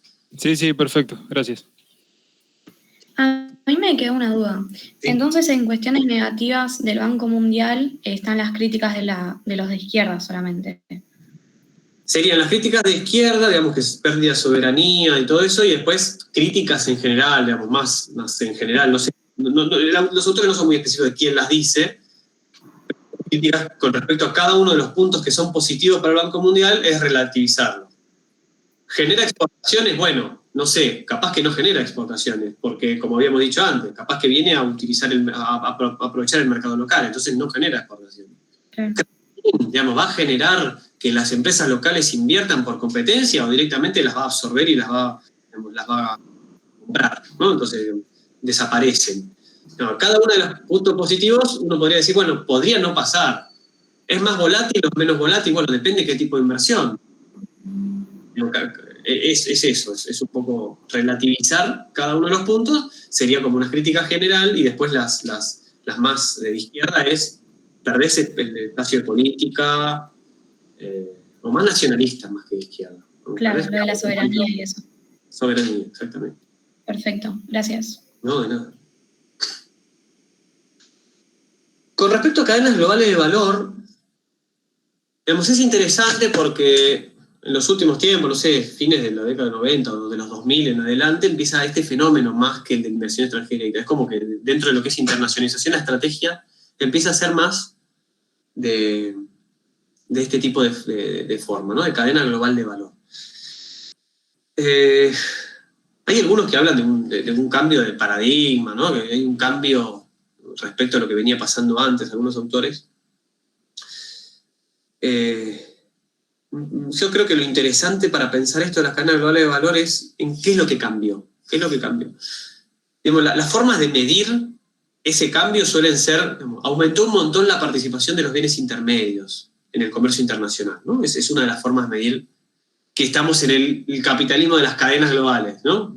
Aumentó el comercio intermedio. Básicamente el concepto de cadena global de valor es empresas, o sea, para fabricar, no sé, el ejemplo típico es el avión, el Boeing. Si buscan en Google van a encontrar que es el ejemplo paradigmático, donde te muestra un avión todo desarmado y cada una de las partes de ese avión, de dónde se fabrican, la empresa que lo fabrica y de dónde es la empresa. Entonces hay básicamente, no sé, 16, 17 empresas localizadas en más de 6, 7 países fabricando ese avión, cada una de las partes. En un lugar se ensamblan, en un lugar se saca el hierro, en un lugar se saca...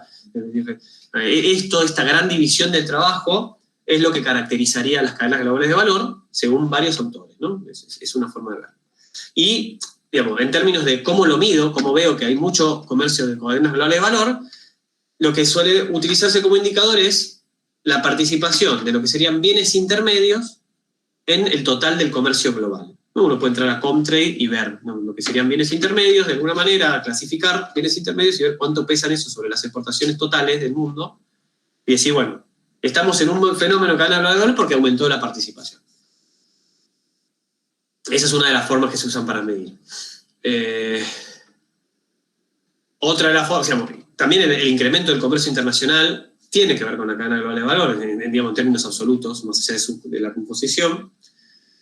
Hay otros trabajos que utilizan el concepto del valor agregado exportado, que cruza más de 2 fronteras, y eso es interesante para analizar empíricamente. Digamos, están surgiendo muchas tesinas que tienen que ver con esto. Para hacer esto, digamos, hay una crítica sobre las estadísticas de comercio internacional, tipo las de Comtrade, que es, digamos, reflejan el comercio bruto, básicamente. Yo exporto, no sé, por ejemplo, China te puede dar el principal exportador del mundo, pero capaz que también es el principal importador del mundo.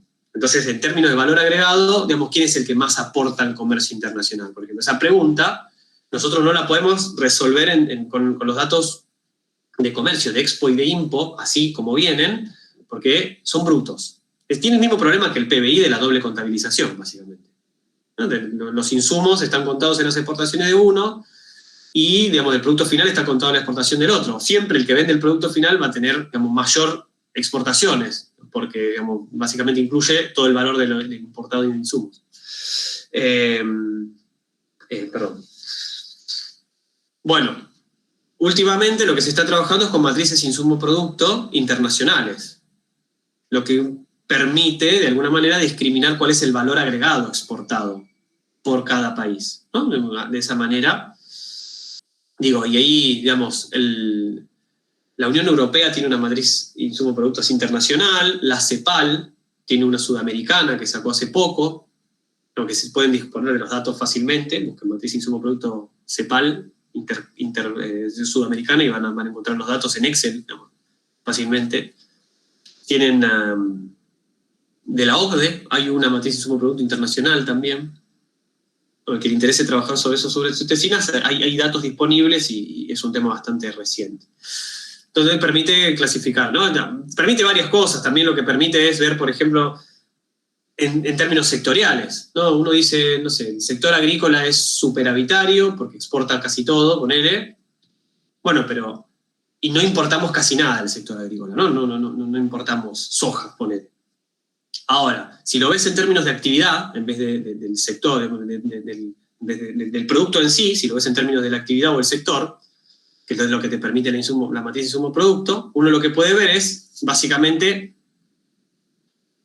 al sector como exportador de bienes y como importador de los insumos. Entonces ahí podés sacar un déficit comercial o una balanza comercial en términos de qué exporta y qué importa. No es lo mismo, el mismo producto, sino ese sector es muy importador, por ejemplo, de semillas, importador de agroquímicos, y es exportador del producto, no sé, de los granos. Entonces, ahí empieza el balance, empieza a ser distinto a nivel sectorial que como se suele medir como producto. Está bueno, esas matrices les recomiendo mirarlo. Bien, sea cual sea la forma de medir que hay más cadenas globales, o sea, que hoy estamos en un mundo con cadenas globales de valor, son todas medidas que, en definitiva, lo que están tratando de captar es mayor división internacional del trabajo, más fragmentación de la producción a nivel internacional. Es eso. Hay algunos otros autores, digamos, críticamente mirando ese enfoque.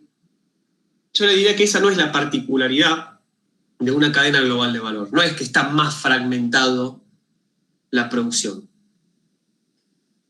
La particularidad, lo específico de una organización de la producción basada en cadenas globales de valor está en las relaciones entre proveedores y usuarios, o sea, proveedores y clientes, si se quiere, dentro de una cadena. Y esto es lo específico. Antes, como les había dicho, las relaciones internacionales eran vía comercio exterior o vía inversión extranjera directa. Una es una relación comercial, de mercado, y una es una relación jerárquica, directamente entre filiales de una misma empresa. O sea, un gerente de un lugar llama al otro gerente y dice qué tenés que hacer, cómo hacerlo y de qué manera. Lo interesante del fenómeno cadena global de valor es que empieza a meter gradientes en esas relaciones entre proveedores y clientes.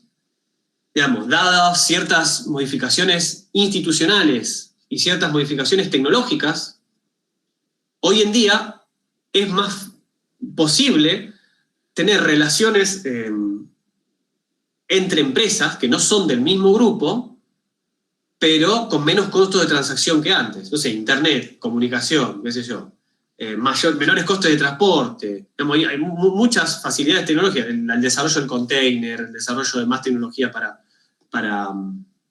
no sé, los barcos, puertos más tecnológicos, mayores niveles de comunicación. Todo eso facilita, digamos, son tecnologías que facilitan el control y las relaciones de transacción entre empresas que están ubicadas lejos. Reduce las proximidades geográficas, básicamente. Reduce la necesidad de proximidad geográfica.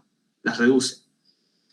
Entonces, cadena global de valores, digamos, es una división del trabajo que no es tan de mercado, no es tan vía precios, ¿sí? Pero tampoco es vía control directo de la propiedad. Yo puedo controlar lo que hace una empresa que está en el otro lado del mundo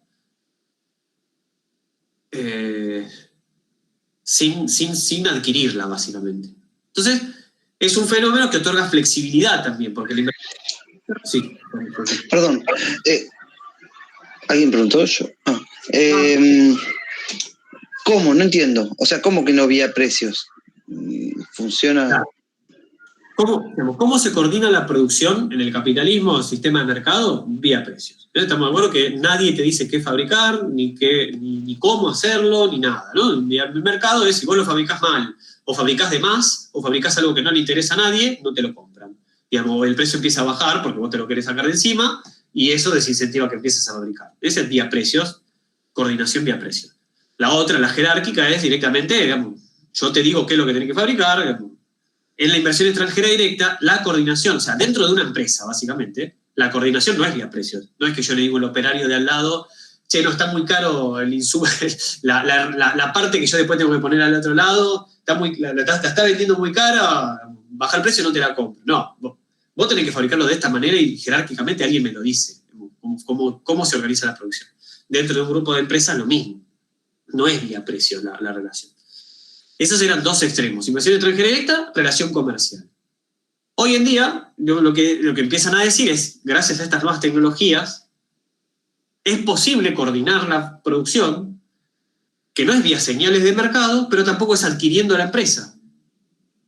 Yo no adquiero a la otra empresa, no es parte de mi grupo, y sin embargo puedo controlar cómo fabrica, qué fabrica, y a veces dónde lo fabrica.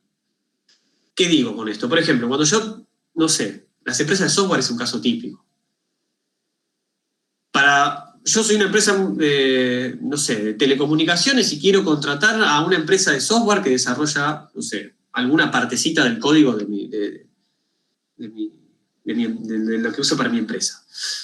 Bueno, primero tenés que cumplir con normas ISO 9001. Eso ya te está diciendo que vos no podés hacer las cosas como querés. Tenés que cumplir con ciertos procesos de desarrollo, digamos, tiene que estar acreditado internacionalmente. Entonces ya me están diciendo cómo tiene que hacer mi proceso productivo, me lo están diciendo. Y no es vía precio, no es que yo lo hago vía precio. O sí, digamos, más o menos. Digamos, poder venderle a esta empresa, para poder venderle a esta empresa multinacional que concentra gran parte de la demanda de ese software, tengo que cumplir con eso. Entonces ya me dicen cómo tengo que fabricar. ¿Qué es lo que vas a fabricar y cuánta cantidad? Básicamente yo podría ser una empresa tercerizada que solo le vende a esta multi que me está comprando, a esta empresa de telecomunicaciones. Así que yo soy totalmente dependiente de esa multi de telecomunicaciones que me compra y tengo que fabricar lo que me pide. No puedo fabricar cualquier cosa. Entonces hay una relación ahí de poder entre usuario y cliente. A veces el poder lo tiene el que demanda, a veces el poder lo tiene el que compra. A veces lo tiene que fabricar el oferente, muchas veces no siempre es así. Digo, por ejemplo, no sé,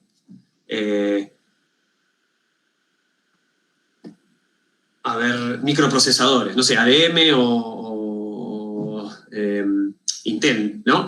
Digamos, cuando vende un microprocesador para la PlayStation, por ejemplo, no sé, digamos, ahí no sé si el poder de negociación lo tiene PlayStation o lo tiene Intel. Digamos, hay que ver. Capaz que la PlayStation tiene que ser fabricada de determinada manera porque va a tener el microprocesador de Intel. Entonces, en ese sentido, hay un poder de negociación del oferente sobre, o no sé, Foxconn, por ejemplo, la fábrica de zapatillas más grande del mundo, ¿no? La relación que van a tener ahí es vos vas a fabricar la zapatilla, yo te doy la marca, bueno, pero el poder de negociación lo tiene básicamente. Pero entonces no termina siendo un nombre bonito para, digamos, estoy pensando, industria delegada a monopolios. Y hay jerarquías. Bueno, en el trabajo de Gerefi van a haber diferentes formas de gobernanza o estructuras de gobernanza. Es justamente lo que se focaliza su trabajo es sobre la gobernanza en las cadenas globales de valor. Esto de la gobernanza es, digamos, un extremo es totalmente jerárquica, inversión extranjera directa, en el otro extremo tenés mercado, y en el medio creo que hay tres estructuras de gobernanza diferentes. Hay un esquemita bastante claro ahí en el paper, donde muestra otras configuraciones. Cuando tenés una firma grande, líder, que le compra a diferentes proveedores chiquititos, ahí tenés la gobernanza por parte del que compra, del usuario de los insumos. A veces tenés una firma líder que tiene una relación con un proveedor internacional, que es una relación de usuario-proveedor en la cual hay interacción, digamos, y hay aprendizaje mutuo. Entonces, no sé, por ejemplo, necesito que me desarrolles un software específico para manejar helicópteros, por ejemplo. Entonces, está bien, el que fabrica helicópteros tiene poder de negociación, pero el que desarrolla el software específico, o como habíamos dicho antes, de la automotriz, también va a tener poder de negociación. Hay una relación de mutua dependencia, que va a tener que ver con el grado de capacidades que requiere, por ejemplo, el proveedor para fabricar lo que necesita. No cualquiera puede fabricar ese software. Va a tener que ver con el grado de dependencia que hay de los requerimientos del usuario para desarrollar ese software. Claro, pero en ese caso sería oligopolio lo sumo. Sería, bueno, está bien, una empresa que sabe hacer ese software y la otra empresa que lo vende, pero tampoco estaríamos hablando de mercado ahí, ¿o sí? O sea, acá las relaciones entre las empresas son verticales, no horizontales. O sea, el oligopolio lo veo más como diciendo cuántas empresas hay de cada lado, si querés. De los oferentes y de los usuarios. Esto serían estructuras de mercado que relacionan cómo es la estructura de mercado del oferente y cómo es la estructura de mercado del demandante. Si quisiéramos pensarlo así, sería, estás hablando de monopolio contra demandantes tipo competencia perfecta. O sea, combina la estructura de mercado por el lado de la oferta con la estructura de mercado por el lado de la demanda. Sería eso. O sea, ¿es monopolio contra competencia per mercado? ¿Es monopolio contra monopsonio? En ese caso, monopsonio, por ejemplo, bueno, creo que sería más modular la relación, la llama Gerefi. O relacional, dependiendo de qué grado de sustituibilidad del proveedor que tomás, ¿no? Si son monopsonios, es más la relacional, me parece, la humanidad. Así que, bueno, esto es un poco, estoy dando un pantallazo general de lo que es cadenas globales de valor. Hay mucho en común con lo que es inversión extranjera directa. Digo, porque respecto a lo que es desarrollo económico, básicamente los principios o los comentarios del Banco Mundial, de organismos internacionales, son muy similares a la inversión extranjera directa. Antes te decía, tenés que ser generar un entorno propicio para que venga la inversión extranjera directa. Ahora te dicen generar un entorno propicio para ser subcontratado por una empresa multinacional, o sea, para ser proveedor de una empresa multinacional. No que te compre, sino que te compre lo que vos vendés. La facilitación del comercio sería, ¿no? Facilitar el comercio sería tratar de insertarse en una cadena global de valor. Las recomendaciones de política suelen ser, digamos, la cadena global de valor genera una ventaja, una posibilidad para las empresas de países subdesarrollados para insertarse en eslabones, por ejemplo, de productos manufacturados. Digamos, sin cadena global de valor, lo que le quedaba en la división del trabajo a las empresas de países subdesarrollados era vender recursos naturales, sin cadena global de valor. Hoy, con cadena global de valor, está tan fragmentado que podría llegar a insertarte en algún eslabón específico de la manufactura. Entonces, abre oportunidades. Ventanas de oportunidad, lo llama una autora neoschumpeteriana, Carlota Pérez, ¿no? Se abren ventanas de oportunidad. Podés ingresar a ciertas sectores que antes no podías porque ahora está fragmentado. Hoy la división del trabajo ya no es mirar productos, sino que es mirar en qué eslabón estás, qué actividad haces. Vos podés estar en la cadena de, no sé, automotriz y vender software. Podés estar vender servicios de gestión, vender el marketing para diferentes sectores. Entonces te insertás en diferentes cadenas. La idea relacionada con el desarrollo económico, y cierro con esto, es la del upgrading, ¿no? Upgrading, el salto en términos de producto, de proceso, hacia cada vez sectores o actividades más interesantes. No es igualmente interesante cada uno de los eslabones de una cadena de producción. No es lo mismo ser el que provee las materias primas, que ser el que provee servicios de marketing, que ser el que diseña, proveer el diseño, el que genera la propiedad intelectual, el que genera los conocimientos. No es lo mismo el que tiene más vínculos con los clientes, no es lo mismo en qué etapa o en qué fase de esa cadena de producción estás, el valor agregado que te quedás.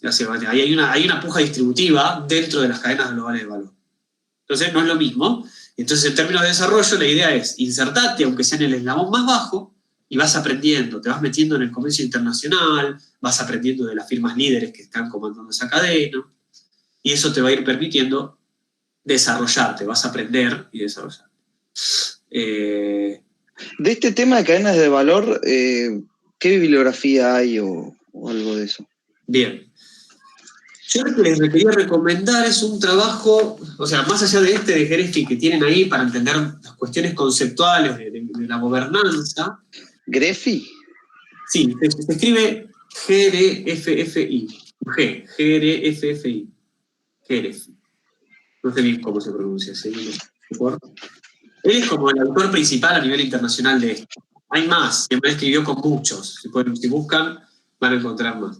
Hay un trabajo que hicieron del Centro de Economía Internacional, digamos que ahí está, ahí, Agustín, gracias por compartirlo. Ese es el trabajo más sobre este tema.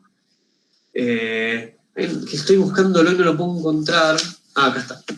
El Centro de Economía Internacional, el CEI, no sé si alguno lo escuchó nombrar, depende del Ministerio de Relaciones Internacionales, de la Cancillería, tiene un trabajo que se llama Política Industrial, el eslabón perdido en el debate de las cadenas globales de valor, de Demian Delle, Verónica Fossati y Federico Lavopa. Está muy bueno ese trabajo, muestra la parte crítica sobre esto por un lado te cuenta todo lo que dice la OCDE, la Organización Mundial del Comercio, la UNCTAD, y por otro lado dice, bueno, relativiza un poco las posibilidades de upgrading. ¿Por qué? Les digo eso, ¿no? Así como uno dice todo lo bueno de la cadena global de valor, también hay que decir que la cadena global de valor es una estrategia de una empresa multinacional que trata de sacarse de encima ciertas actividades que le son menos rentables y las manda a otros países, básicamente. O sea, es subcontratación y deslocalización de su producción. Es una estrategia, no es un fenómeno natural, es una estrategia por parte de una empresa que quiere, otra vez, maximizar sus beneficios o conquistar mercados o capturar tecnología. Entonces, en base de que hay una estrategia de una empresa que comanda la deslocalización de la producción a nivel global, el upgrading implica competencia respecto a los que están arriba en esa cadena. ¿Sí? Upgrading, pasar a hacer producir algo que antes no producías, implica competir con el que ya estaba produciendo en esa cadena. Entonces, el upgrading tiene sus limitaciones. La empresa que está arriba puede no querer que vos crezcas y que vos sigas siendo un proveedor y que te mantengas ofreciendo algo, tipo commodity, ¿no? Porque es tipo commodity, la competencia, hay pocas barreras a la entrada en lo que vos ofreces, por eso pudiste entrar, básicamente, y a su vez tenés pocas capacidades de extraer valor de eso. Yo soy la empresa que comanda y que terciariza, en la medida que veo que vos empezás a hacer una amenaza para lo que yo estoy vendiendo, dejo de comprarte, por ejemplo. Entonces vos ahí ya está, perdiste el mercado. Te desfinancia. O empiezo a poner requisitos de propiedad intelectual. O empiezo a desarrollar a otro que me empieza a proveer de eso. Son estrategias que empieza a hacer la empresa que te subcontrató para que vos no puedas crecer. O te adquiere, directamente te compra. Finalmente te funciona la adquisición, ¿no? Te termina absorbiendo. Entonces, eso del upgrading, bueno, tiene sus limitaciones. ¿Quién era, perdón, ese? Yo lo que les recomendaba es este trabajo que se llama, a ver, lo voy a escribir acá en el chat. Listo, gracias. Perdón, pero me tengo que ir a otra clase. No tengo mail para comunicar con Federico, que es quien corrige, tiene facilidades. Valerie, lo que podés hacer es escribir ahí en el campus, tienen como un campus virtual, ¿no? Por donde yo escribí, ahí no puedes acceder parece que puedes escribir ahí directamente, no puedes mandar a nosotros. Yo la verdad que ni vi los exámenes como para decirte, sino igual tomo nota de tu pedido y lo voy a escribir directamente. Vamos a hacer eso. Tomo nota yo de tu pedido y le escribo yo a Federico. Para ver la revisión del examen. No sé cómo es, no sé si, porque antiguamente había que hacer como un descargo, no sé cómo es ahora para pedir, o sea, en qué punto del examen querían revisar. Yo le escribo y él te sabrá decir bien. Y ahora les copio algunos papers de cadenas globales, a ver si tengo acá las citas.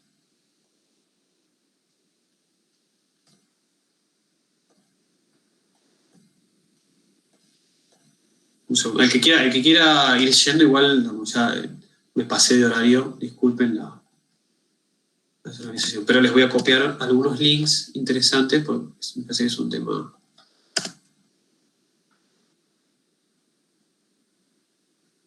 relevante.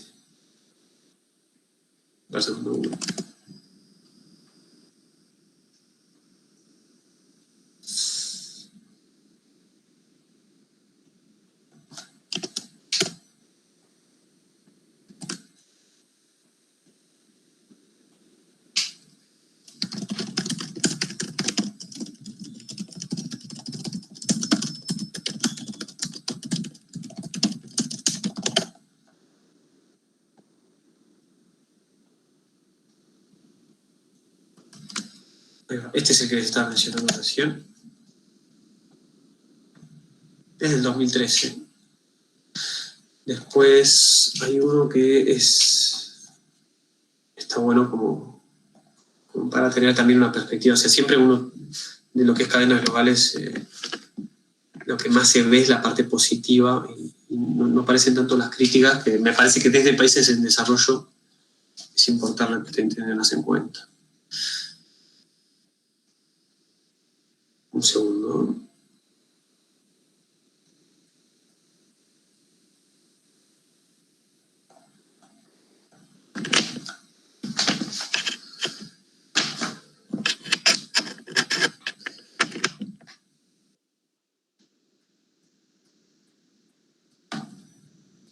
Abro el espacio también por si tienen alguna consulta, pregunta.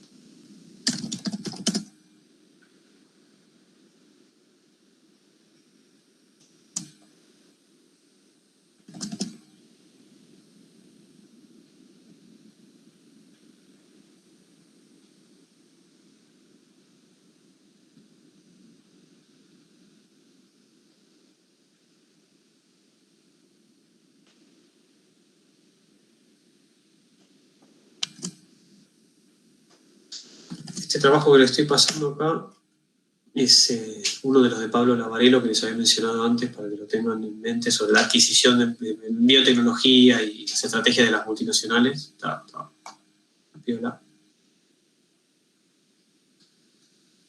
Y me falta el de cadenas globales de valor.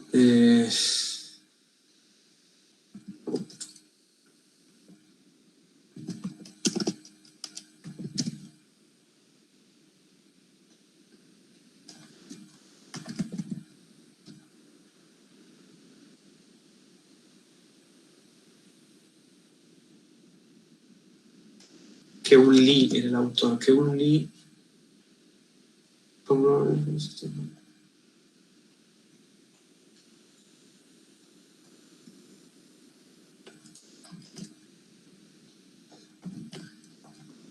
Después hay toda una bibliografía que empezó a salir sobre la relación entre los sistemas locales o nacionales de innovación y las cadenas globales de valor, ¿no? Cómo se apropian de los sistemas tecnológicos locales las empresas que subcontratan internacionalmente. Ya les paso algún trabajo.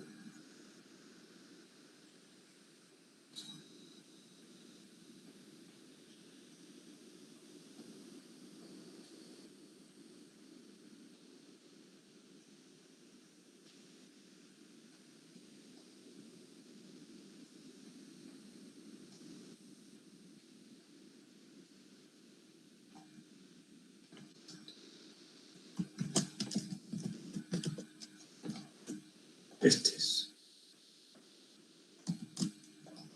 Aquí les dejo el link, así ya les dejo el link.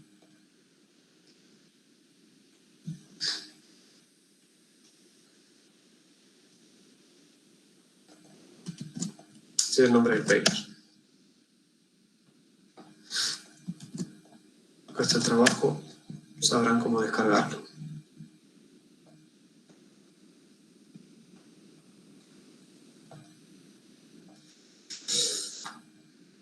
Bueno, me parece que es un poco esto. Bueno, cualquier duda igual nos escriben.